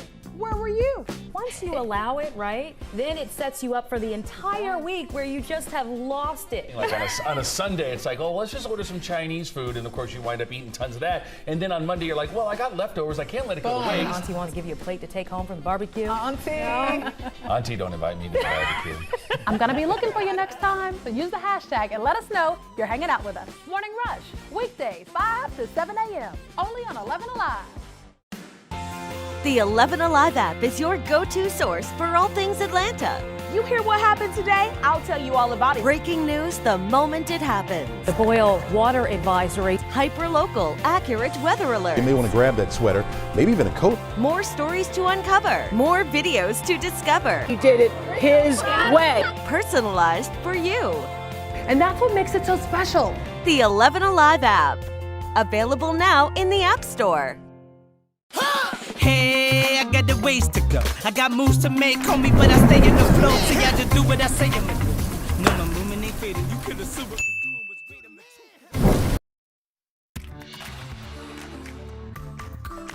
great. The state's efforts to clear a backlog of untested rape kits led to the arrest of an accused predator. Wesley Cooley was denied bond today after investigators say they linked him to 8 sexual assaults dating back to 1999. Caitlin Ross has more on how investigators say they got a break in this case and several others. The first call police said they made after they arrested Wesley Cooley was to his victims. He's accused of sexually assaulting women for 2 decades. The victims ranging in age from 15 to 38 in DeKalb, Atlanta, and Conyers. The district attorney said they have been waiting a long time for justice. But his are not the only victims who have just seen their alleged attacker captured as the backlog of rape kits was cleared. Fulton County recently indicted 3 men after the newly tested kits allegedly linked them to the crimes. One convicted defendant receiving 12 life sentences earlier this week. These indictments all came after the state received a federal grant allowing it to clear a backlog of rape kits that had been sitting untested for years. In Fulton County alone, they have had 156 DNA hits from testing those kits, currently have 10 cases under investigation, and 9 defendants already serving life sentences. Just driving home how important this is, they have identified 40 serial predators. My message is that the Saki Task Force is coming for you. We have a dedicated group of law enforcement partners all standing with me, working together, because we know crime knows no boundary and no line. In DeKalb County, they expect more victims to come forward in the Cooley case. That's why they want people to look hard at all 3 pictures, because his alleged attacks have spanned such a long time frame. Athens Clark County voters will spend the rest of the presidential primary season voting on hand-marked paper ballots. The county election board decided to stop using the state's new electronic voting systems due to concerns about ballot secrecy. 11Alive's Doug Richards reports from Athens. About 500 people had voted at this early voting site in Athens on the state's new voting machines before the local election board decided to stop using them. Voters who appeared here today were presented with hand-marked paper ballots instead. The election board said that the configuration of the state's new touchscreen voting machines could not guarantee a secret ballot, that election workers and other voters could see too easily the votes being cast on the state's larger and brighter computer screens. Jean DeFort was among those who had complained about the lack of privacy. The precincts, the polling places that they've been using were configured to fit the old equipment. The new equipment is bigger and there needs to be more of it. So 10 pounds in a 5-pound sack, it just isn't going to work in many, many precincts. Athens Clark County's rejection of the state's new voting system only applies through the March presidential primary. But there's another primary statewide scheduled in May, which may require another decision from this and perhaps other Georgia counties. It's been a good few days for former Vice President Joe Biden. Super Tuesday, 24 hours ago, launched him to the top of the 2020 Democratic field. Now he's hoping a new endorsement from yet another rival. Ex-rival now will keep up his Joe-mentum in a series of pivotal matchups with Senator Bernie Sanders over the next 2 weeks. Here's Alice Barr.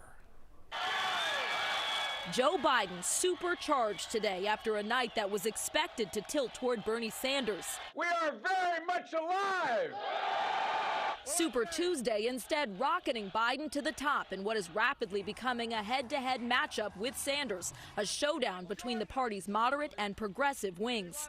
What this campaign, I think, is increasingly about is which side are you on?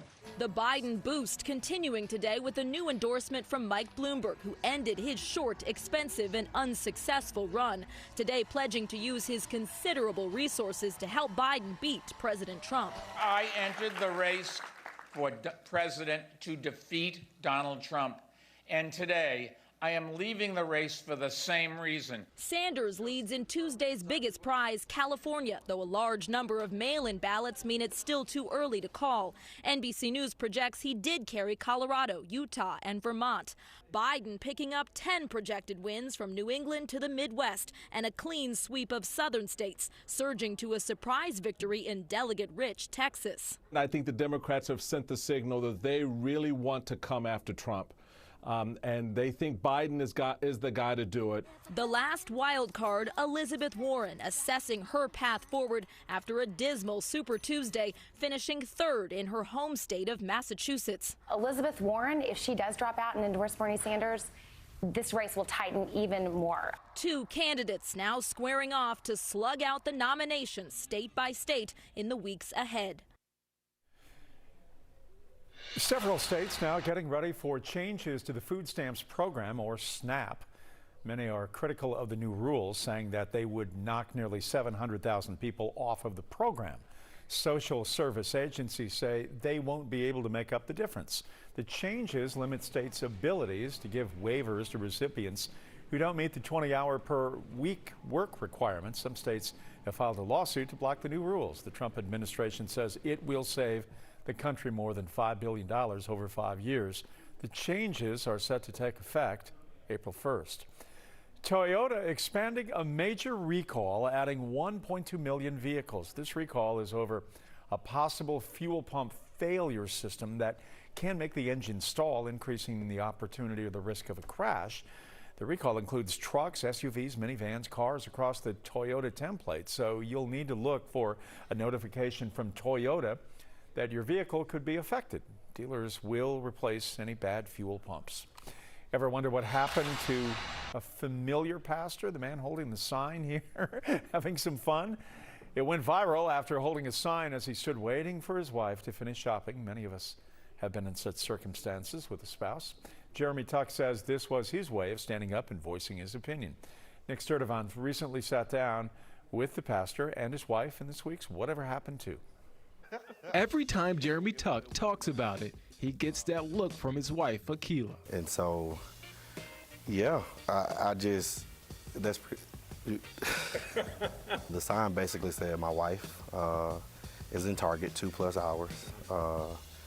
Everything is fine. I'm not homeless. This picture of him holding a cardboard sign in front of Target was posted back in November with the hashtag I will not be silent, racking up thousands of likes and hundreds of shares, and becoming one of the more relatable moments for people around the world. I was actually at home taking a nap, scrolling through Facebook, and I see it on Facebook, and I was like, what is he doing? And people were calling me like, did you see what Jeremy put on Facebook? So actually, I was doing it to actually remedy her from going into Target, just try to stop her, slow her down from going into Target, and it actually countered what I wanted to do. So it didn't work. Jeremy said he got the idea from a comic. Jeremy is the senior pastor at Living Faith Tabernacle in Forest Park. Him and Akila are the parents of 5 boys. And sometime our date nights, he'll go with me every once in a while. 3+ you can lose track hours. in time. And since the viral moment, Target continues to be a big part of their lives. That next Sunday, our security team all dressed up like Target employees. Had name tags and everything. They even threw her a Target baby shower. It allowed people to see us in a different light outside of church. It allowed people to know that we're normal people just like everybody else.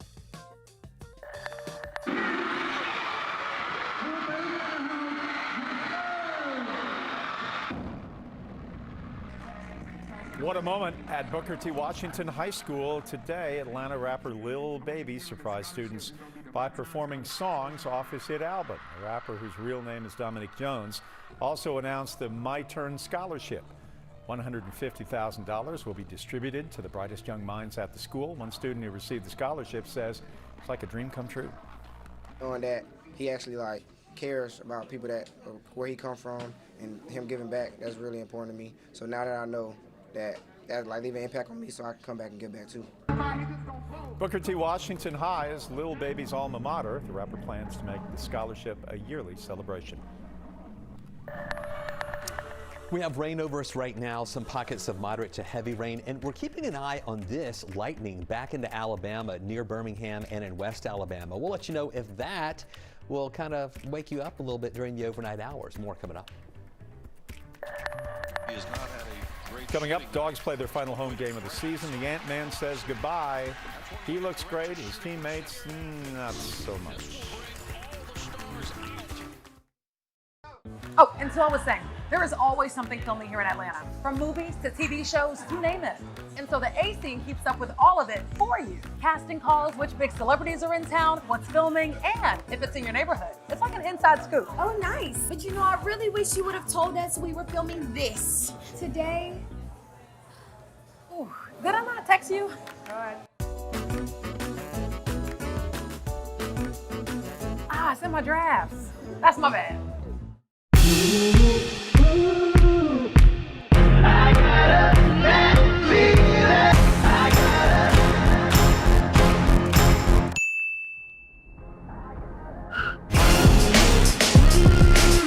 So you slept in and you missed Morning Rush, huh? Well, here's what you missed. In my experience, good guys do finish last. Stop. I consider myself a nice guy. I've got the most beautiful woman in the world in my eyes. You're a nice guy too, Yeah.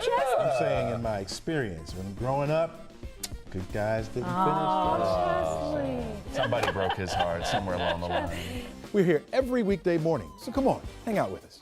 Morning Rush, weekdays, 5 to 7 a.m., only on 11Alive.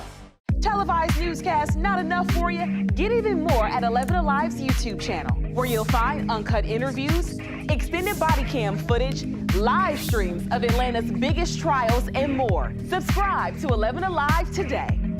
You didn't get my text? The whole crew got together for coffee this morning. I'm learning the taste of water, because I'm sugary. Yeah, right. About that. Well, reward would be Slimming down. Okay, Yes, yeah, okay. a little water in my cup. And beautiful skin. You know, even more beautiful skin, you know, when it's all hydrated and everything else. I'm not going to be able to sit next to you in a few months. Don't drink your morning coffee alone. Have it with us. Morning Rush, weekdays, 5 to 7 a.m., only on 11Alive. Some mornings, what you want isn't what you have time for. And that's why there's the Rush Blog, the biggest news of the day in 5 minutes or less. Quick and convenient for all those hectic mornings. Catch the Rush Blog on the Morning Rush. Everybody has learned how to drive, so I'm going to go ahead and retire. It didn't last long. Crank up your morning rush with Crash Clark. Weekdays, 5 to 7 a.m. on 11Alive. Traffic brought to you by John Foy & Associates. Atlanta is filled with great photo spots. And of course, I would know because this is my hometown. I'm 11Alive's Francesca Amaker, and I'm about to show you my picks for the 3 best Instagram spots in Atlanta. The Outcast Mural is one of Atlanta's newest hotspots. Created by the artist Jex, people flock from all over the world just to get a shot of these 2 hip-hop legends.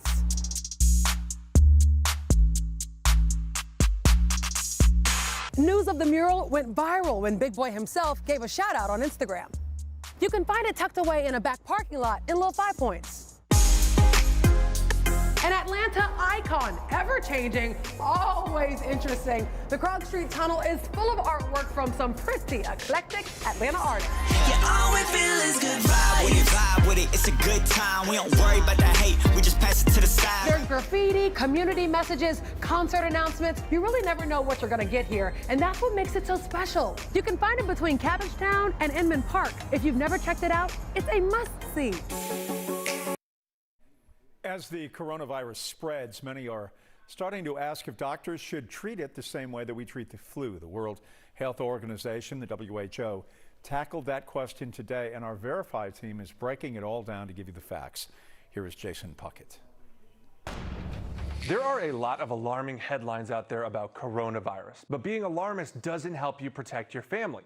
We want to give you the facts in a straightforward, well-researched manner. Take this, for example. A lot of people are comparing coronavirus to the flu, but are they even similar? First, look at the number of cases. In the U.S., there have been between 32 and 45 million cases of the flu this year. Only about 100 cases of coronavirus have been confirmed. So then why are people online talking about wearing masks and stocking up on groceries? It's a question the World Health Organization wanted to answer, so they looked into it. And the answer comes down to one thing: fear of the unknown. This virus is not SARS. It's not MERS. And it's not influenza. WHO Director General Dr. Tedros Ghebreyesus says even though they're not the same, coronavirus and the flu do have one similarity. Both COVID-19 and influenza cause respiratory disease and spread the same way. Both viruses spread by droplets from coughing or sneezing. Beyond that, they're totally different. COVID-19 does not transmit as efficiently as influenza. In fact, the flu spreads much easier than coronavirus because people spread germs that can cause the flu, even if they don't have symptoms. Another significant difference between the two: this coronavirus is brand new. While many people globally have built up immunity to seasonal flu strains, COVID-19 is a new virus to which no one has immunity. That means the effects of coronavirus tend to be more severe. So far, deaths have been reported in about 2 to 4% of coronavirus cases. The flu's death rate is less than 1%. So the viruses are different, but Dr. Tedros didn't want that to lead to more fear. He pointed out that the majority of coronavirus cases, around 80%, have had mild symptoms. And in countries like the U.S., the risk of getting sick is still very low. A Gwinnett County officer is being recognized for making a little girl's birthday extra special. Sergeant Nick Boney saw this woman walking alone with a bouquet of balloons. Her daughter had just turned 1. She said she was on her way home to celebrate. The sergeant knew he wanted to help. He did, not only giving her a ride, but also instructed Officer Jimmy Wilson to buy a birthday cake. Sergeant Boney says he's happy he could do something good. Buying a birthday cake for a 1-year-old for a mother who's obviously trying to make it with her family and make their kid's life the best that she can, that's just one person doing something for another person. We can all do that. It's not a police officer buying a birthday cake for another person. That's just one individual helping out another. I'll tell you, the little girls, when they ran up to give us a hug and stuff, that was just, it was just like it was part of the family. The officers ended up meeting the little girl, delivered the surprise in person. A lot of hugs, a lot of smiles. Everybody gathered around the table, sang, and had a slice of cake. Good stuff. Rainy conditions in our area tonight. We're still watching those pockets of heavier rain that are mainly north of Atlanta right now. You can see these areas of yellow and orange. We've even had a little bit of red mixed in, and the red indicates heavier rain. Now, no thunderstorms. We haven't had any severe weather or any gusty winds with this. It's just been some good moderate rain that has been moving through, and you can see that stretching through Hall County, back down toward parts of Barrow County, Oconee County, into Jackson County. Some of that heavier rain, southern parts of Dawson County, Cherokee, North Cobb, North Fulton, northern parts of Bartow. More of that moving into West Georgia as well, into Floyd County, Polk County, Haralson County, Cleburne, Randolph County. You're getting in on some of that more moderate rain too. That's moving up toward the north and east, so this is not going anywhere anytime soon. We're going to continue with these showers overnight, and in the morning we're still going to have pockets of not only rain but even some moderate to heavy rain at times. We're keeping an eye on this activity back in western Alabama. We're getting some thunder and lightning with that. We think that as this moves to the north and east, it will weaken somewhat. That's still not severe, but it's just some rumbles of thunder, flashes of lightning. Some of that may extend into West Georgia a little bit later. Again, I'm not concerned about a severe weather threat, but just don't be surprised tonight in West Georgia later on if you hear some rumbles of thunder or maybe see some flashes of lightning.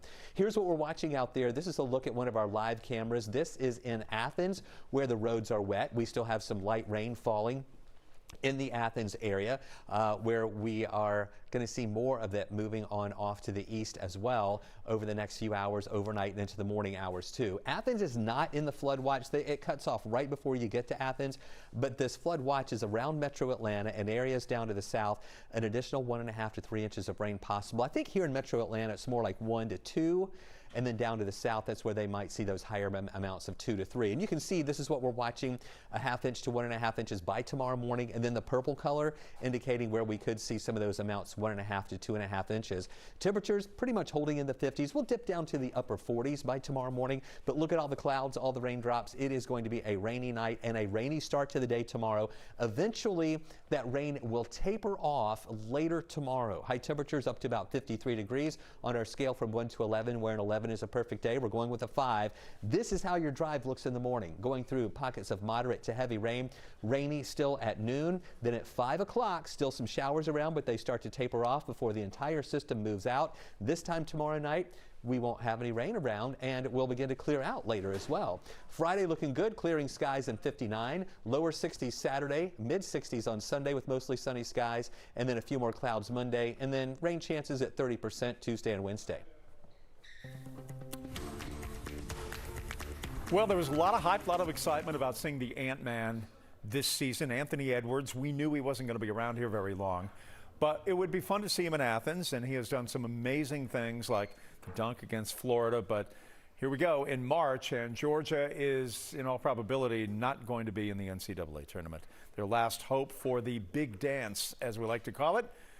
And they would need a miraculous run in the SEC tournament to make something happen. Great looking shoes there for the Ant-Man. Dogs had the hot hand from the jump. Rashawn Hammonds had the 3, then the dunk. He had 12 points, helped Georgia get out to a 13-point lead.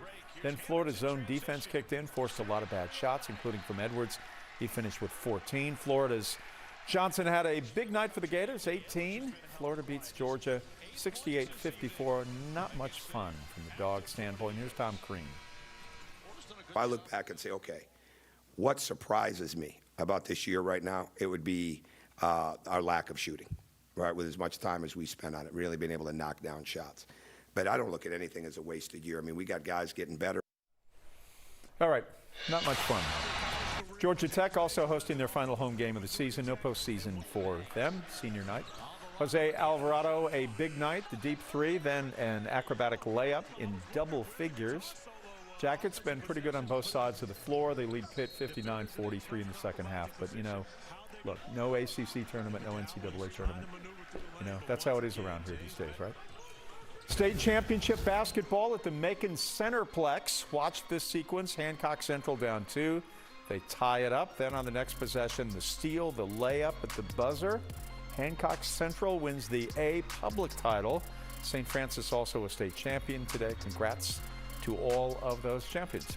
Atlanta United's home opener is on Saturday, and what normally would be an exciting time, a little bit somber because of the injury to Joseph Martinez. Alex Glaze was with United earlier today to find out how the team plans to move on. This was supposed to be a season where Atlanta United once again contended for an MLS Cup, and then Joseph Martinez tore his ACL in Nashville, and now from an outside perspective, the expectations have changed. But inside Atlanta United's dressing room, they're trying to figure out how to move forward. We know this has to continue, or the season continues. Obviously, Joseph is a really important player for this team, and we're all feeling, you know, what he's going through, but you know, the season goes on. It's never ever nice to see someone, any player, go down with an injury like that, especially someone as important as Joseph is to the team. It's horrible. So I'm just praying that he can get back as quick as possible, and hopefully, please God, by the end of the season. There's still no timetable on when Joseph Martinez could possibly return, and on Saturday, we'll see how Frank DeBoer and Atlanta United will adjust to not having their best player on the field. All right, final story tonight. 15-year-old William Floyd, a Make-A-Wish kid from Georgia, got his wish granted to be on the video game NBA 2K. His family got to go out to the 2K headquarters in California. He was put into the video game, which players can download. Floyd is the first non-NBA player to be in the video game. What a great moment for him. That's it for sports. Talk with Chris right after the break. And even though it was created in 2014, it still remains very popular to musicians and photographers alike.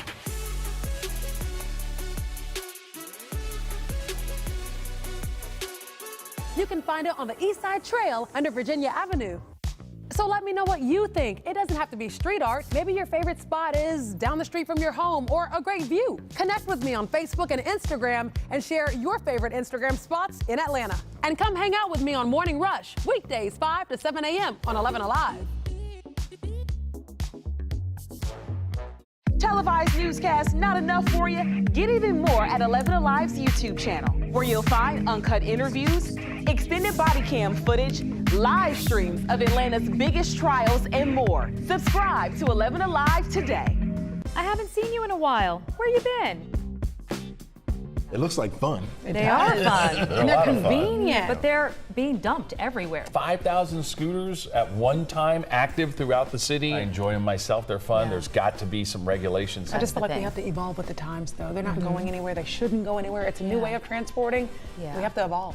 I'm going to be looking for you next time, so use the hashtag and let us know you're hanging out with us. Morning Rush, weekdays 5 to 7 a.m.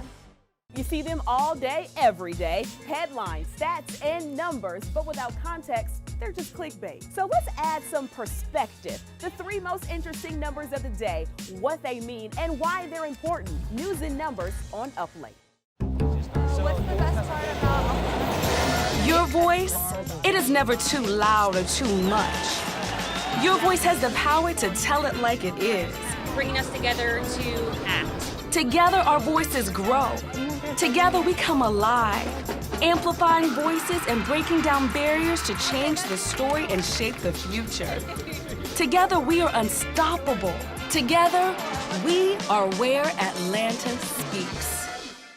Remember the old days, the old cliffhangers when we used to watch shows? And cliffhangers. They would wait the next week. You're, what's going to happen to the $6 million man? He was hanging with his one bionic arm. Morning Rush, weekdays 5 to 7 a.m. only on 11Alive. Atlanta. Almost 6 million people call the Metro home. But what makes this place so great? I'm 11Alive's Chesley McNeil. I'm going to give you 3 reasons why Atlanta is the best city in America. Come on, man. It's the heart of the South. And it's one of the most diverse cities around. People from all walks of life have come here and made it home. From different backgrounds, languages, and religions. And who can forget about the food? They all make this a cultural melting pot, full of great people and Southern hospitality. Atlanta's rich history is unmatched, known as the cradle of the civil rights movement for good reason. Dr. Martin Luther King Jr., Andrew Young, John Lewis, they all fought in the struggle for equal rights right here. Businesses on Sweet Auburn. Another rainy day, but it will be ending. We're thinking by 5, 6 o'clock tomorrow, those showers will be tapering off. They'll be moving out. We'll begin that drying out process tomorrow night. And then Friday, clearing skies, more sunshine, highs near 59 degrees. 61 Saturday, 65 on Sunday with mostly sunny skies. And don't forget, spring forward this weekend. Yeah, we get to have a later sunset every night, but we lose an hour of sleep. Do that Saturday night before you go to bed. And then Monday, only a 20% chance for a shower, a little better chance for showers Tuesday and Wednesday with highs back up to the upper 60s. I base everything on how much sleep I get. This is not a good development. I know, that's right. Have a great night, everybody. Thanks for watching. Get even more at 11Alive's YouTube channel, where you'll find uncut interviews, extended body cam footage, live streams of Atlanta's biggest trials, and more. Subscribe to 11Alive today. Babe, where are my keys? Where's my lunch? Where's my phone? Hey, where's my blue shirt?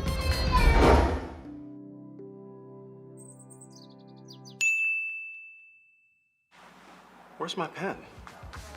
Have you seen it? Everybody has learned how to drive, so I'm going to go ahead and retire. It didn't last long. Crank up your morning rush with Crash Clark. Weekdays, 5 to 7 a.m. on 11Alive. Traffic brought to you by John Foy & Associates. I woke up at 2 in the morning to be here.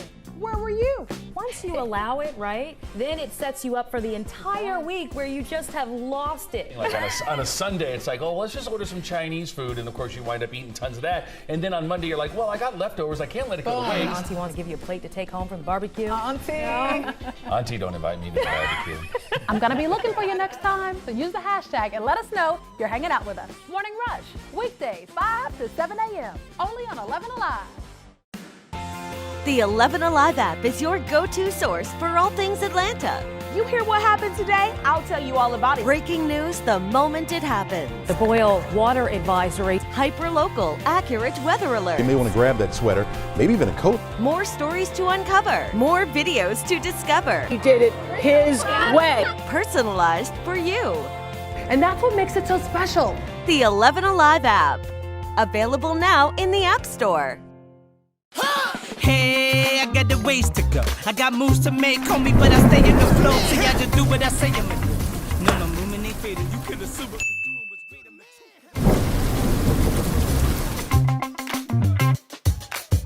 Oh, and so I was saying, there is always something filming here in Atlanta. From movies to TV shows, you name it.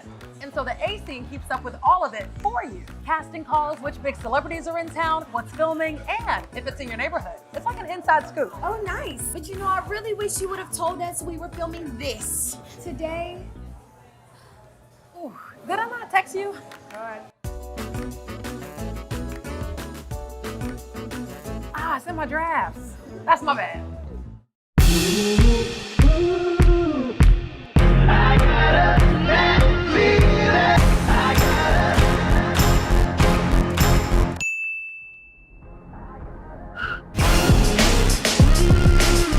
So you slept in and you missed Morning Rush, huh?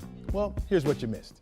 In my experience, good guys do finish last. I consider myself a nice guy. I've got the most beautiful woman in the world in my eyes. You're a nice guy too, Yeah. Chester. I'm saying in my experience, when growing up, good guys didn't finish last. Somebody broke his heart somewhere along the line. We're here every week.